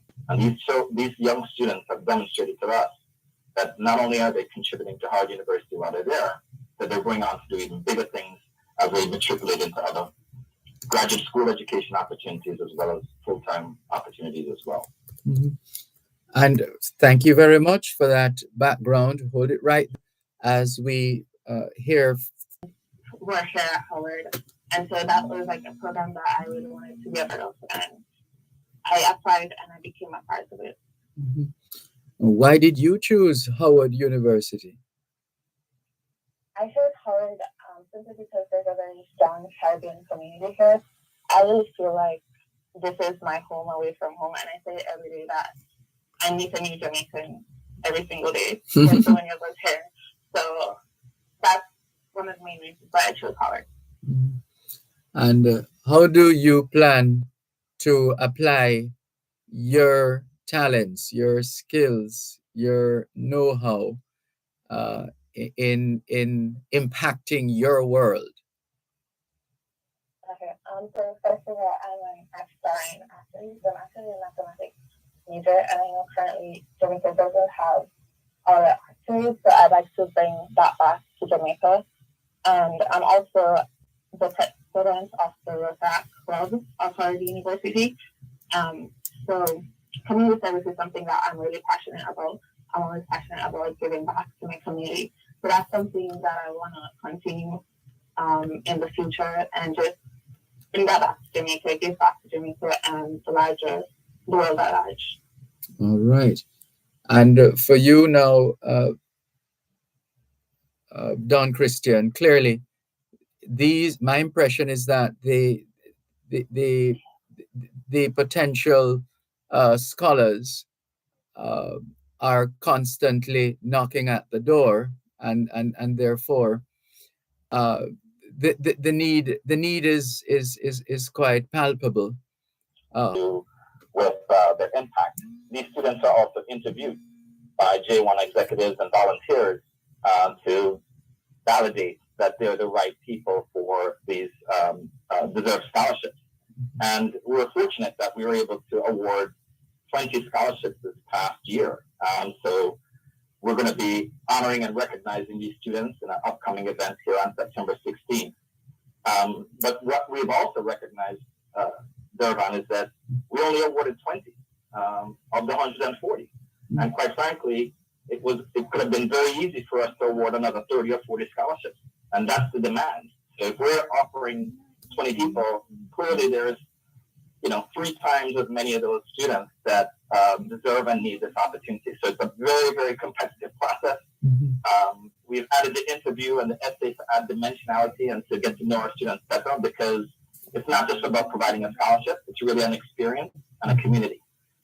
So we provide mentoring, one-on-one as well as group mentoring. We provide other forms of support. It could be a Thanksgiving hosting at an executive's home, or an airport ride or pickup. We're really here to, or frankly, even paying a student down if they're outside of the scholarship program. So we have a very strong group of Howard University alumni as well as passionate J1 executives who are really focused on recognizing the full potential of these students. And the way I see it, Dervan, is when you marry the attitude, the ambition, the inspiration, creativity of a Jamaican student with a strong track record of a Howard University education principled on leadership and truth, service and excellence, it's an outstanding combination that's a game changer, and these students are changing the world. And Lorianne, I get the impression from what you said earlier on that you plan to apply that which you are pursuing and that which you're learning to assist Jamaica as well. Yes, okay. Yes. Yeah. And is this kind of thinking what you have been nurturing to get to this point now where you can actually say it? What does that mean to you to be able to benefit from one of these scholarships, and then to look forward, even as you continue your own personal development, to making an impact in Jamaica? Personally, it means a lot to me, especially as a first generational student. I didn't necessarily have that support growing up and applying for college. And so coming to Howard and finding a community that was able to help me, especially J1.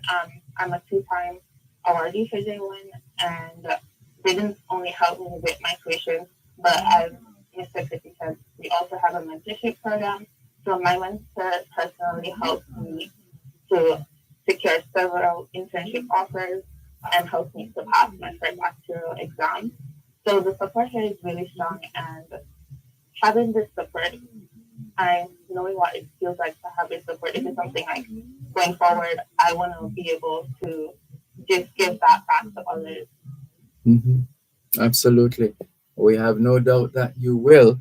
So, Don Christian, what more can we do? Those of us who are listening, who are touched, moved, and having an appreciation for the kind of support that J1 has been providing. Well, Dervan, thank you. And I first wanted to say that an investment in J1 is a great investment because of the return that you're going to see in the students who we support. We've been very fortunate. This is our 5th year of existence. So we're celebrating a 5-year anniversary, and we have a very special program upcoming. But I do want to highlight the difference that you've made so far. We've been able to raise and award over $254,000 in U.S. scholarships over the last 5 years alone. Whoa. Okay? And we have set a goal for this year to raise and to award over $100,000 in U.S. scholarships to Jamaican students. That's our goal. And the only way we can do that, and the only way we've been able to grow, because we've been growing every year, is through the support of generous donors like people on this phone call who are donating through our website, which is directly into the Howard University Scholarship Fund, and to those who are also making contributions to the Hues of Blue event, which helps us create the funds to organize fundraising and other forms of support outside of the scholarship program that we provide to students. So this September 16th, from 5:30 to 9:30 p.m. at the residence of the Jamaican Ambassador of Jamaica, Ambassador Audrey Marks, we'll be hosting our 5th annual Hues of Blues fundraiser event. And that's a great opportunity for us to bring interested parties, contributors, donors, volunteers, students together in a very amicable, social, fun event, energizing experience with music, food, and entertainment to really just honor them. A special part of our program also is recognizing our J1 Impact Awardees. And this year, we're recognizing the Mr. George Wiley, the esteemed George Wiley, who is a Howard University graduate, a prominent Jamaican in the Washington, D.C. community, and Ms. Laura Bell, who leads the Special Olympics program in Jamaica. So we've always tried to tie our roots back to people not only here in the diaspora in the United States, but also to people making a difference in Jamaica. So Laura Bell and Mr. George Wiley will be our Impact honorees. And we also have a special program this year because we're recognizing our university's 17th president, President Wade A.I. Frederick, as well as recognizing Ambassador Audrey Marks with a special thanks, a Founders Award, if you will, for helping to launch and establish J1, and we thought it fitting on our 5th anniversary that we would recognize them doing so. And one last thing. You know, when you talk about the impact that people have on our students and our organization, one of our generous donors and supporters, Mr. Bancroft St. Elmo Gordon, recently passed away. And he was such a special person to our organization and to our kids as a new student for reception that we held in Jamaica just a couple months ago. And so we are also launching and establishing a scholarship, 2 scholarships in support of Bancroft Gordon that will marry excellence in academics with excellence in athletics. So a very, very special program for our 5th anniversary. I could ask you to donate and to contribute. You need to find all the information at jhuan.org. So please click on donate to contribute to the scholarship fund. Please buy a ticket or 2 or 3. Tell your friends, tell your family. We need your support. We're on an incredible journey, and we have great ambitions to do even more. Going back to Lori Ann's comment, this year we had a reception in Jamaica for the students, and we're looking to expand the program so that we can provide needs to incoming students as well, and people interested in the university. It costs over $50,000 to go to Howard, and that's a bargain compared to so many other institutions. But for any international student, and frankly for even a lot of immigrants, that's a big ticket to pay for. And if we can make a difference in helping these kids matriculate through Howard University and to benefit from the total support that the executive team and volunteers provide. We're helping them to advance not just through the university, but to be inspired to give back through philanthropy, and to then to go on to do great things that are really representative of the talent that they have and the education that they have received.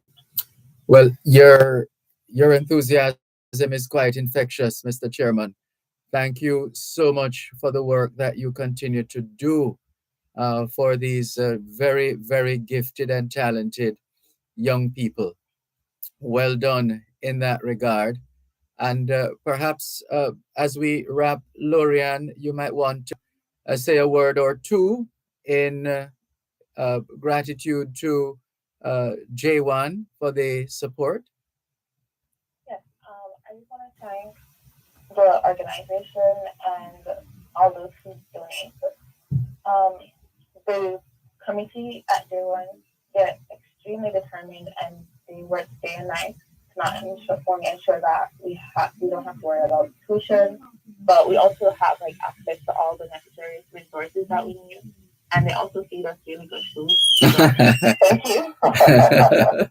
Wonderful. We could go on, but that we're out of time right now. Thank you both so much. It's always a pleasure to feature the work of J1, and we remain committed to providing a platform to not just get the word out there, but come and see what Jamaica has to offer for weddings, honeymoons, and romance. Come back to Jamaica. Montego Bay Convention Center, the Jamaica Bridal Expo, September 10th. Don't miss it. Starting Monday, September 4, your favorite nighttime talk show, Dear Pastor, will air at a new time, 9 to 11 p.m., Monday to Thursday. Join Reverend Dr. Aaron Dumas as he answers your questions and entertains conversations on a range of issues. Spice up your evening with Dear Pastor right here on Power 106 FM, Monday to Thursday from 9 to 11 p.m. Starting Monday, September 4, it's nighttime talk radio at its best right here on Power 106 FM.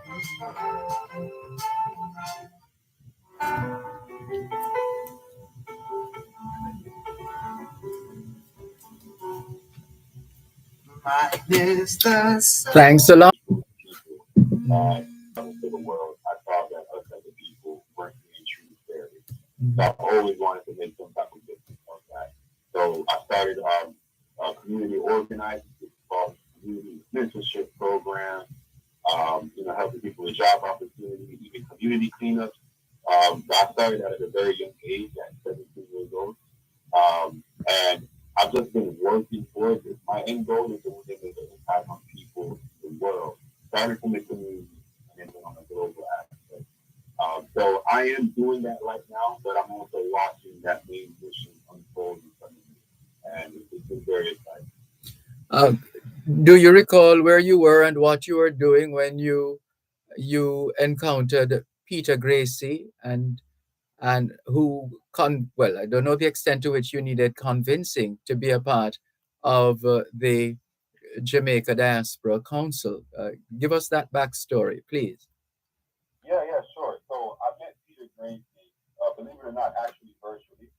Met him virtually because we're both a part of the Jamaican Men of Florida. Mm-hmm. So us being a part of the Jamaican Men of Florida, we were already kind of connected and linking from that point. Now, what happened was I just wanted to get more involved, and Peter Gracie reached out to me, and he told me more about this amazing organization with this amazing vision called JACO. So as he was telling me more, and I had a chance to read up on it, it really aligned with what it is that I really wanted to do in the long term. I saw it as a great opportunity to be able to reach more people, and it didn't take too much convincing, actually. Some things just happen, and when opportunity comes, you gotta seize that opportunity. That's what I did. Yes. And how has it been so far, or is it early days yet to tell? It's very early. Honestly, I've probably been official for about a week now, so it's super early. However, I've had a chance to sit down and make some phone calls. I've spoken with the president of the organization, Mr. David Martin, and we're definitely aligned on the vision and the goals of the organization. Like I said before, I've worked with Mr. Peter Gracie before with Jamaican Men in Florida. I know those goals and that vision aligns with Jacko. And, it's been super fun just brainstorming and putting it all together. That's a big part of the work too. You have to plan before you do it. Mm-hmm. So we are still in that planning phase. It is early, but we're also planning on putting in some work very early as well. We're not about sitting around, waiting around. We are men of action. So we're all aligned and we're all on the same page with that. So we got some exciting things coming up. Hold it right there. We have a commercial break coming up. One moment, please. As of September 1, 2023, incoming air passengers must complete their C5 form online at enterjamaica.com. The time by the Jamaica Customs Agency and the Passport, Immigration and Citizenship Agency is 8:30 in the morning here at Broadcast House 32 Lyndhurst Road, Kingston 5, St. Andrew, Jamaica, which means it is 9:31 p.m. in Beijing, China.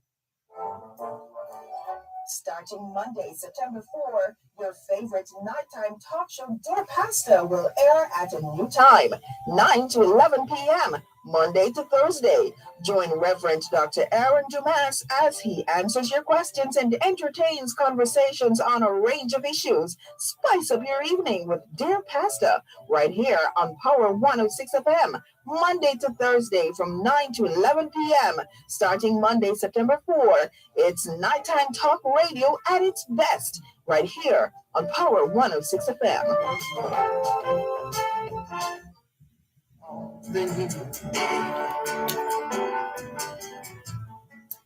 Thanks a lot for staying with us here on the Jamaican Diaspora Live Online on Power 106 FM. I'm Dervan Malcolm, Vice President of the Jamaica Diaspora Council. Jadco Easton K. Harrison has been speaking with us here on the program. We've been learning about him and his work, and obviously his love for Jamaica. That just has to be love. In fact, there's a Jamaican reggae song for that one, Eastern. It Must Be Love. And I would imagine this is one scenario in which that expression can be applied. It must be love for you to make time out of, I'm sure, what is already a busy schedule in service to Jamaica and Jamaicans. This is free work. This is voluntary work. Easton K. Harrison, why have you said yes to this opportunity? Well, I think because just from what you said, I knew very early on that it was love and it is love. I have a deep passion, a deep love for my culture in every aspect of it, from the food to the music to the athleticism. In Jamaica, we say we look over Talewa. That's right. And from when I was a little child, I knew that wasn't just a saying. Jamaica has influenced the world. Another fun fact about Jamaica, there's more people living outside of Jamaica. There's more Jamaicans living throughout the world. And that's the only country that has that much of an influence. There are more people living outside of that country around the world. Everywhere you go, you can find Jamaicans. Mm-hmm. You can go to London, find Jamaicans. You can go to Egypt, find Jamaicans. Florida, Georgia, Canada, Mexico. Anywhere you go in this world, you can find a Jamaican. So for me, I knew that I had a responsibility to help with a particular outreach where the average person won't be able to. Where I'm young, I'm a man, I'm a young black man, and I'm also first generation Jamaican American, which means how many other people out there have the Jamaican heritage that did not have the opportunity to tap into the same way I did. So I just felt like there was a responsibility to reach a group of people that the average person could not reach. I took it upon myself instead of just sitting by and hoping it could happen, to see how I can get involved and make it happen. And it just comes from a place of love. Absolutely. And so at the end of the day, what will say to you, yes, my mission is complete,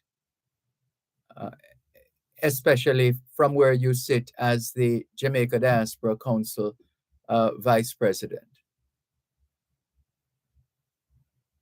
I think the mission is beginning to be complete.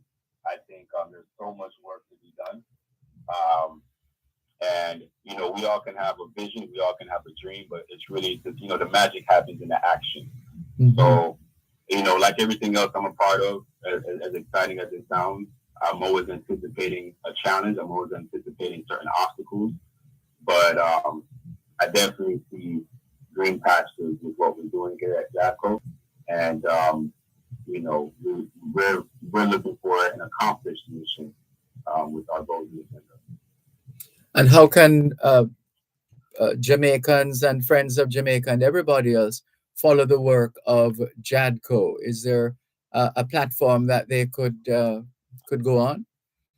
Yes, sir. So we are online for all those who are interested in reading up some more and learning about how to get involved. You can go to JamaicanDiasporaCouncil.com, and on there you'll get to see everyone who's a part of our board. You'll also be able to see all of the USA representatives from Jamaica across the country.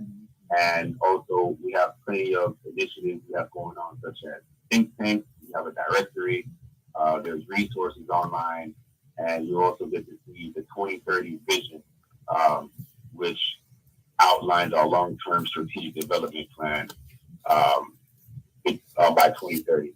So if you go to JamaicaDiasporaCouncil.com, it's the easiest way to get up to date. All right. So we want to encourage our listeners and viewers at home and abroad to log on to JamaicaDiasporaCouncil.com to get more information. Is there anything that stands out for you at this stage? Anything that has gotten your attention and is holding your attention? Well, in terms of the different possibilities of partnerships, that's going to be a huge opportunity for us to take advantage of. Also, we're going to have think tanks a part of JADCO. Think tanks around health and wellness, around education, finance, even climate. So we want to, my goal is to see these think tanks not just be meetings of discussion, but also meetings and creation of data, creation of resources, and also a unique way of bringing the diaspora together to these think tanks. Mm-hmm. Well, we want to wish you all the very best as you seek to continue playing your part, to paraphrase Jamaica's national pledge, in advancing the welfare of the whole human race. But of course, we also know that Parson Christening Picnic Fuss. You're familiar with that Jamaican expression? I am. Yes, and I usually say to people, if you think something is wrong with that, just remember what the flight attendants tell us when they're going through the safety procedures. The oxygen mask will drop down, and then you make sure you put on your mask before helping others. Makes sense, doesn't it? That makes perfect sense. Yes, sir. Wonderful. Thank you so much. Let's not take up any more of your time on this Saturday. I'm sure you're relaxing. But obviously you're committed to the cause, and so it doesn't matter the day of the week. You will continue to serve. Always. I'm on my way to the gym. After the gym, I have a literacy day event here in the city where I live. So it's always community service for me 7 days out of the week. Well done. Long may you continue to practice what you preach, as the expression goes. All right. It's been a pleasure. I'm sure it's not going to be the last. This is the first opportunity we get to talk with you. You're doing well already, and I'm sure the best is yet to come. Thank you so much. Thank you so much, and thank you for having me. And you guys take care, and first minutes to come. Thank you for your time. You're welcome. Thank you. All the best. Take care. This is the Jamaican Diaspora live online on Power 106 FM. I'm Dervan Malcolm, and we're going to take a quick break and come back in just a moment.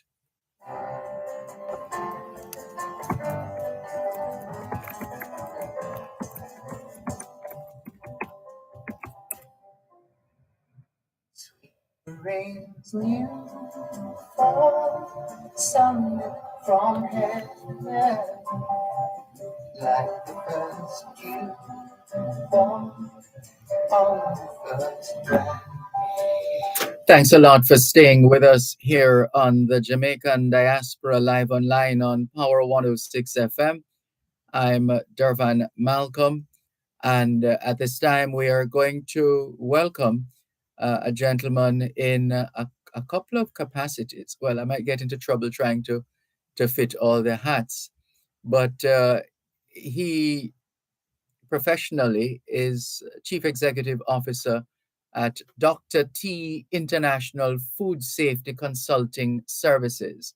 So he is a food safety consultant, although I prefer to say resultant, because he gets results and he does a remarkable job.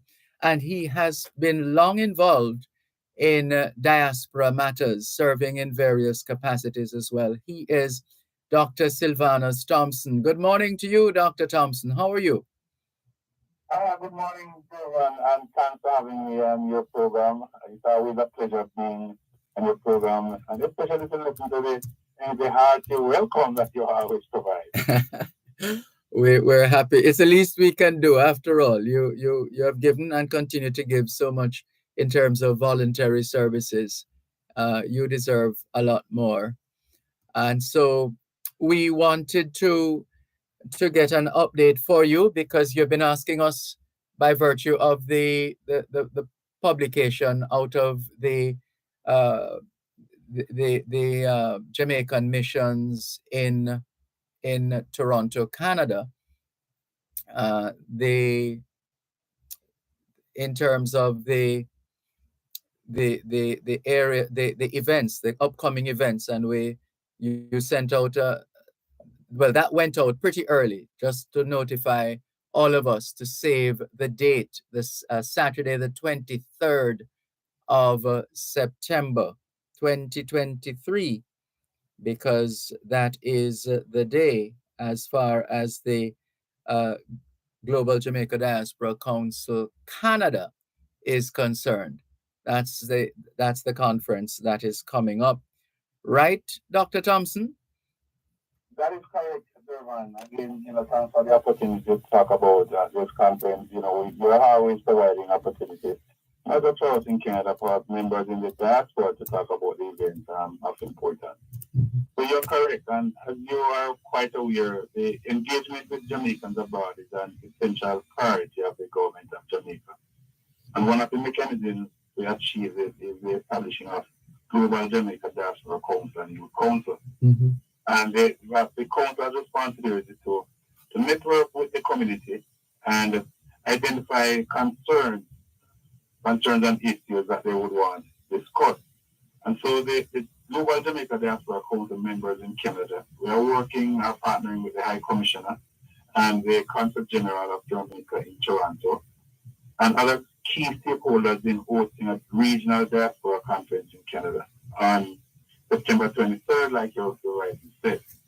The conference will be held on Saturday, September 23rd as a hybrid event with Toronto being a central location and we have satellite locations across Canada. Canada is really big, so having our conference in Toronto.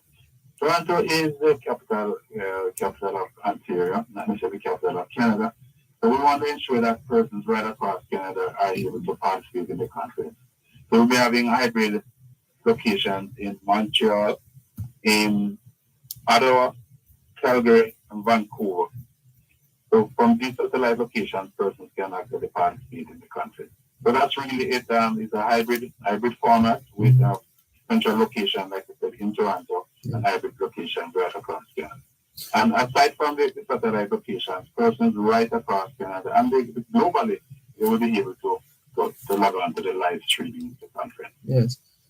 Is there? Have you signed off on a theme yet? Yes, sir. The theme is engagement, collaboration, and action. Oh, I love that. The aim is right, engagement, collaboration, action. And especially the action part, right? Because sometimes, we have these conferences, we talk a lot, we identify issues, we discuss But then there's no follow-up. All right, we want to follow up on that right after this break. Hold it one moment, please. Our guest is Dr. Sylvanus Thompson. He's an independent consultant in public health. He's a well-known public health expert globally, and he has been and continues to serve Jamaica and the diaspora. More in a moment. You're listening to Power 106 FM. The time is now. Right here on Power 106 FM, Monday to Thursday from 9 to 11 p.m. Starting Monday, September 4. It's nighttime talk radio at its best. Right here on Power 106 FM. Fall, sunlit from heaven, like the first dew fall on the first dry. Praise from the sweet. Thanks a lot for staying with us here on the Jamaican Diaspora live online on Power 106 FM. I'm Dervan Malcolm. Our guest is Chief Executive Officer at Dr. T International Food Safety Council, Greater Toronto Area, Canada. He is a world-renowned food safety specialist, public health expert, and one who has been and continues to be immersed in the experience of the diaspora, Jamaica and the diaspora. Anything just about gave us a theme, engagement. That's correct, Dervan. And what the conference will do, it will seek to provide a platform for attendees to engage in meaningful discussions and collective actions about important issues affecting Jamaicans in Canada. Yes. So, like I was saying, from time to time, we have these conferences, we have a discussion, we identify the concerns, we identify the issues, but then the follow-up sometimes is a bit lacking. Yes. And this time, the aim is to ensure that there is follow-up.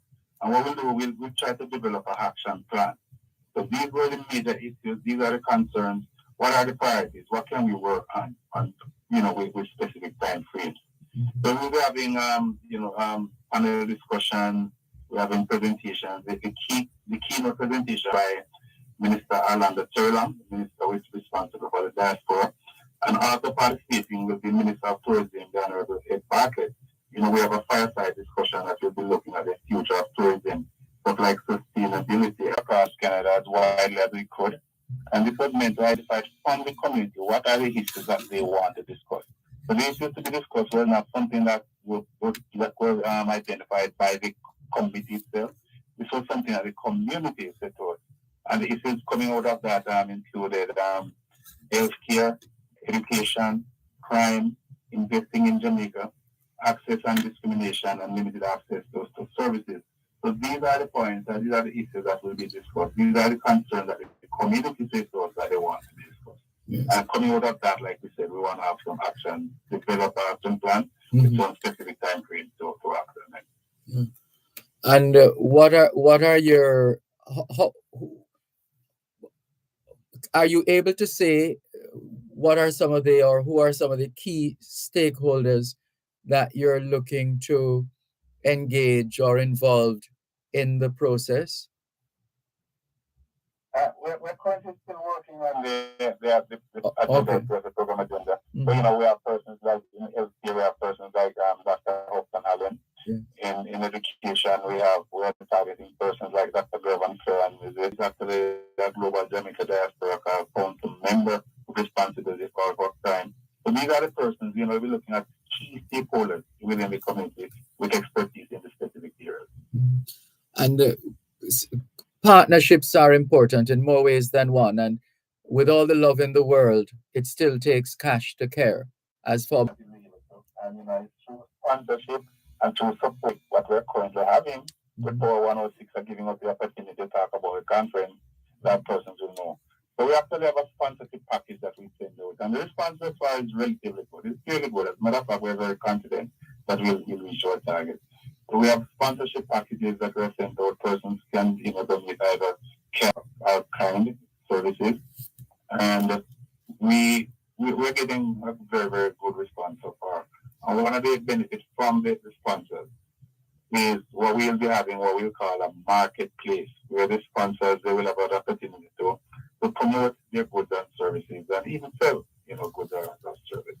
So the marketplace will be like at the beginning of the conference. So you're correct. Sponsorship, partnership is really important. That's how we are really able to put the conference on. Yeah. So the response thus far is very, very, very good. And again, we thank, for 106 for giving us the opportunity to talk about the conference so others can know. And persons, normally we might get a call or two after this, from a sponsor. Yes. And you will always have situations where, as Jamaicans, when we get an opportunity to be in a forum, any forum anywhere in the world, we want to ask questions. How interactive are your sessions likely to be for the upcoming the Global Jamaica Diaspora Conference, Canada? What how we are as Jamaicans. We want to ask as many questions as possible, and we like to make statements where we should be asking only questions, etc. For each of the sessions, we have a moderator, and the moderator has, specific instructions. The presentations, but most of the sessions will be 1 hour long, right? Mm-hmm. And for, like say, for example, the keynote, we'll be asking the keynote speaker to speak for maybe 10, 15 minutes, and we'll ask the rest of the time for questions and that. So, we're participating online. We are making sure that they will have an opportunity to actively participate in all the sessions, not just persons who will be at their primary location. Oh, very good. We can hope that we would like to see. We're very positive with that. In terms of active participation, in terms of persons attending, we're also seeing that kind of interest also. The registration process, we're still working on that, and that will be shared shortly. But persons are calling to find out how to register, which is showing interest. Yes. And the registration is not mandatory, so, we're promoting the conference widely. So anybody who knows about the conference, they can just drop in, right? We'd love to have them registered so we can have, can always follow up and stuff. Yes. But it's not mandatory, and persons are definitely showing interest. Well done. And the location, we choose a location that is essentially located, people know of, and people can get there relatively easy. Sounds like you have done a lot of homework already, and looking forward to rolling out the various elements that will make for a successful Global Jamaica Diaspora Canada Conference. We're definitely looking forward to that. We're pumped up, as they would say. We are pumped up too, and we have a committee with members from right across Canada. So the members of the planning committee are not just based in Toronto. We have persons in Montreal, Ottawa, Vancouver, Calgary. Those are right across the country. So it's a Canada-wide conference, not a Toronto-based conference. Okay. And what's the easiest and quickest link or contact information that you can share with us at this stage? So at this stage, we're on the Jamaica Association of Montreal website, and that's jam-montreal.com. Jam-montreal.com. Information is there. We're currently working on some social media sites. And they're actually but not as active as yet. So, but if you go on the jam-montreal.com, that's the Jamaica Association of Montreal website, information is definitely there.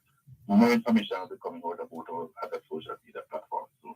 All right, we're looking forward. Well, you can count on us. That ball is now rolling, so to speak. We have started the sensitization with respect to the Global Jamaica Diaspora Canada Conference, which is scheduled for Saturday, the 23rd of September. And that's in a couple of weeks, actually, in a few weeks. Time flies.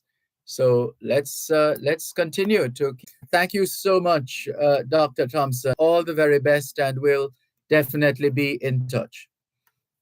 Thank you, Dervan. Have a blessed day, everyone. Same to you. Take care. Dr. Sylvanus Thompson, a public health expert of international proportions, and one who has been serving not just Toronto and the Greater Toronto area, the Toronto Public Health, etc., but also serving at the highest level internationally in his field, and the organization, the conference can expect a significant amount of support from what we're gathering. So we leave that there for now. Look at the time. Thank you very much, Dr. Thompson. All the best. And can we thank our team behind the scenes? Thanks to Shandell Forbes and Silly Spinnock for doing technical and production duties. Thanks to our guests for waking up so early to talk with us on a Saturday morning. Thanks to you, our faithful listeners and viewers all over the globe, for making it the Jamaican Diaspora Live Online. All things being well, the Jamaican Diaspora Live Online returns next Saturday. Till then, this is Dervan Malcolm, wishing everybody a safe and peaceful weekend. Thank you for joining the Jamaican Diaspora Live Online with Dervan Malcolm, only on Power 106 FM. You're listening to Power 106 FM. The time is now 9 o'clock. Making your radio sound better. This is Power 106.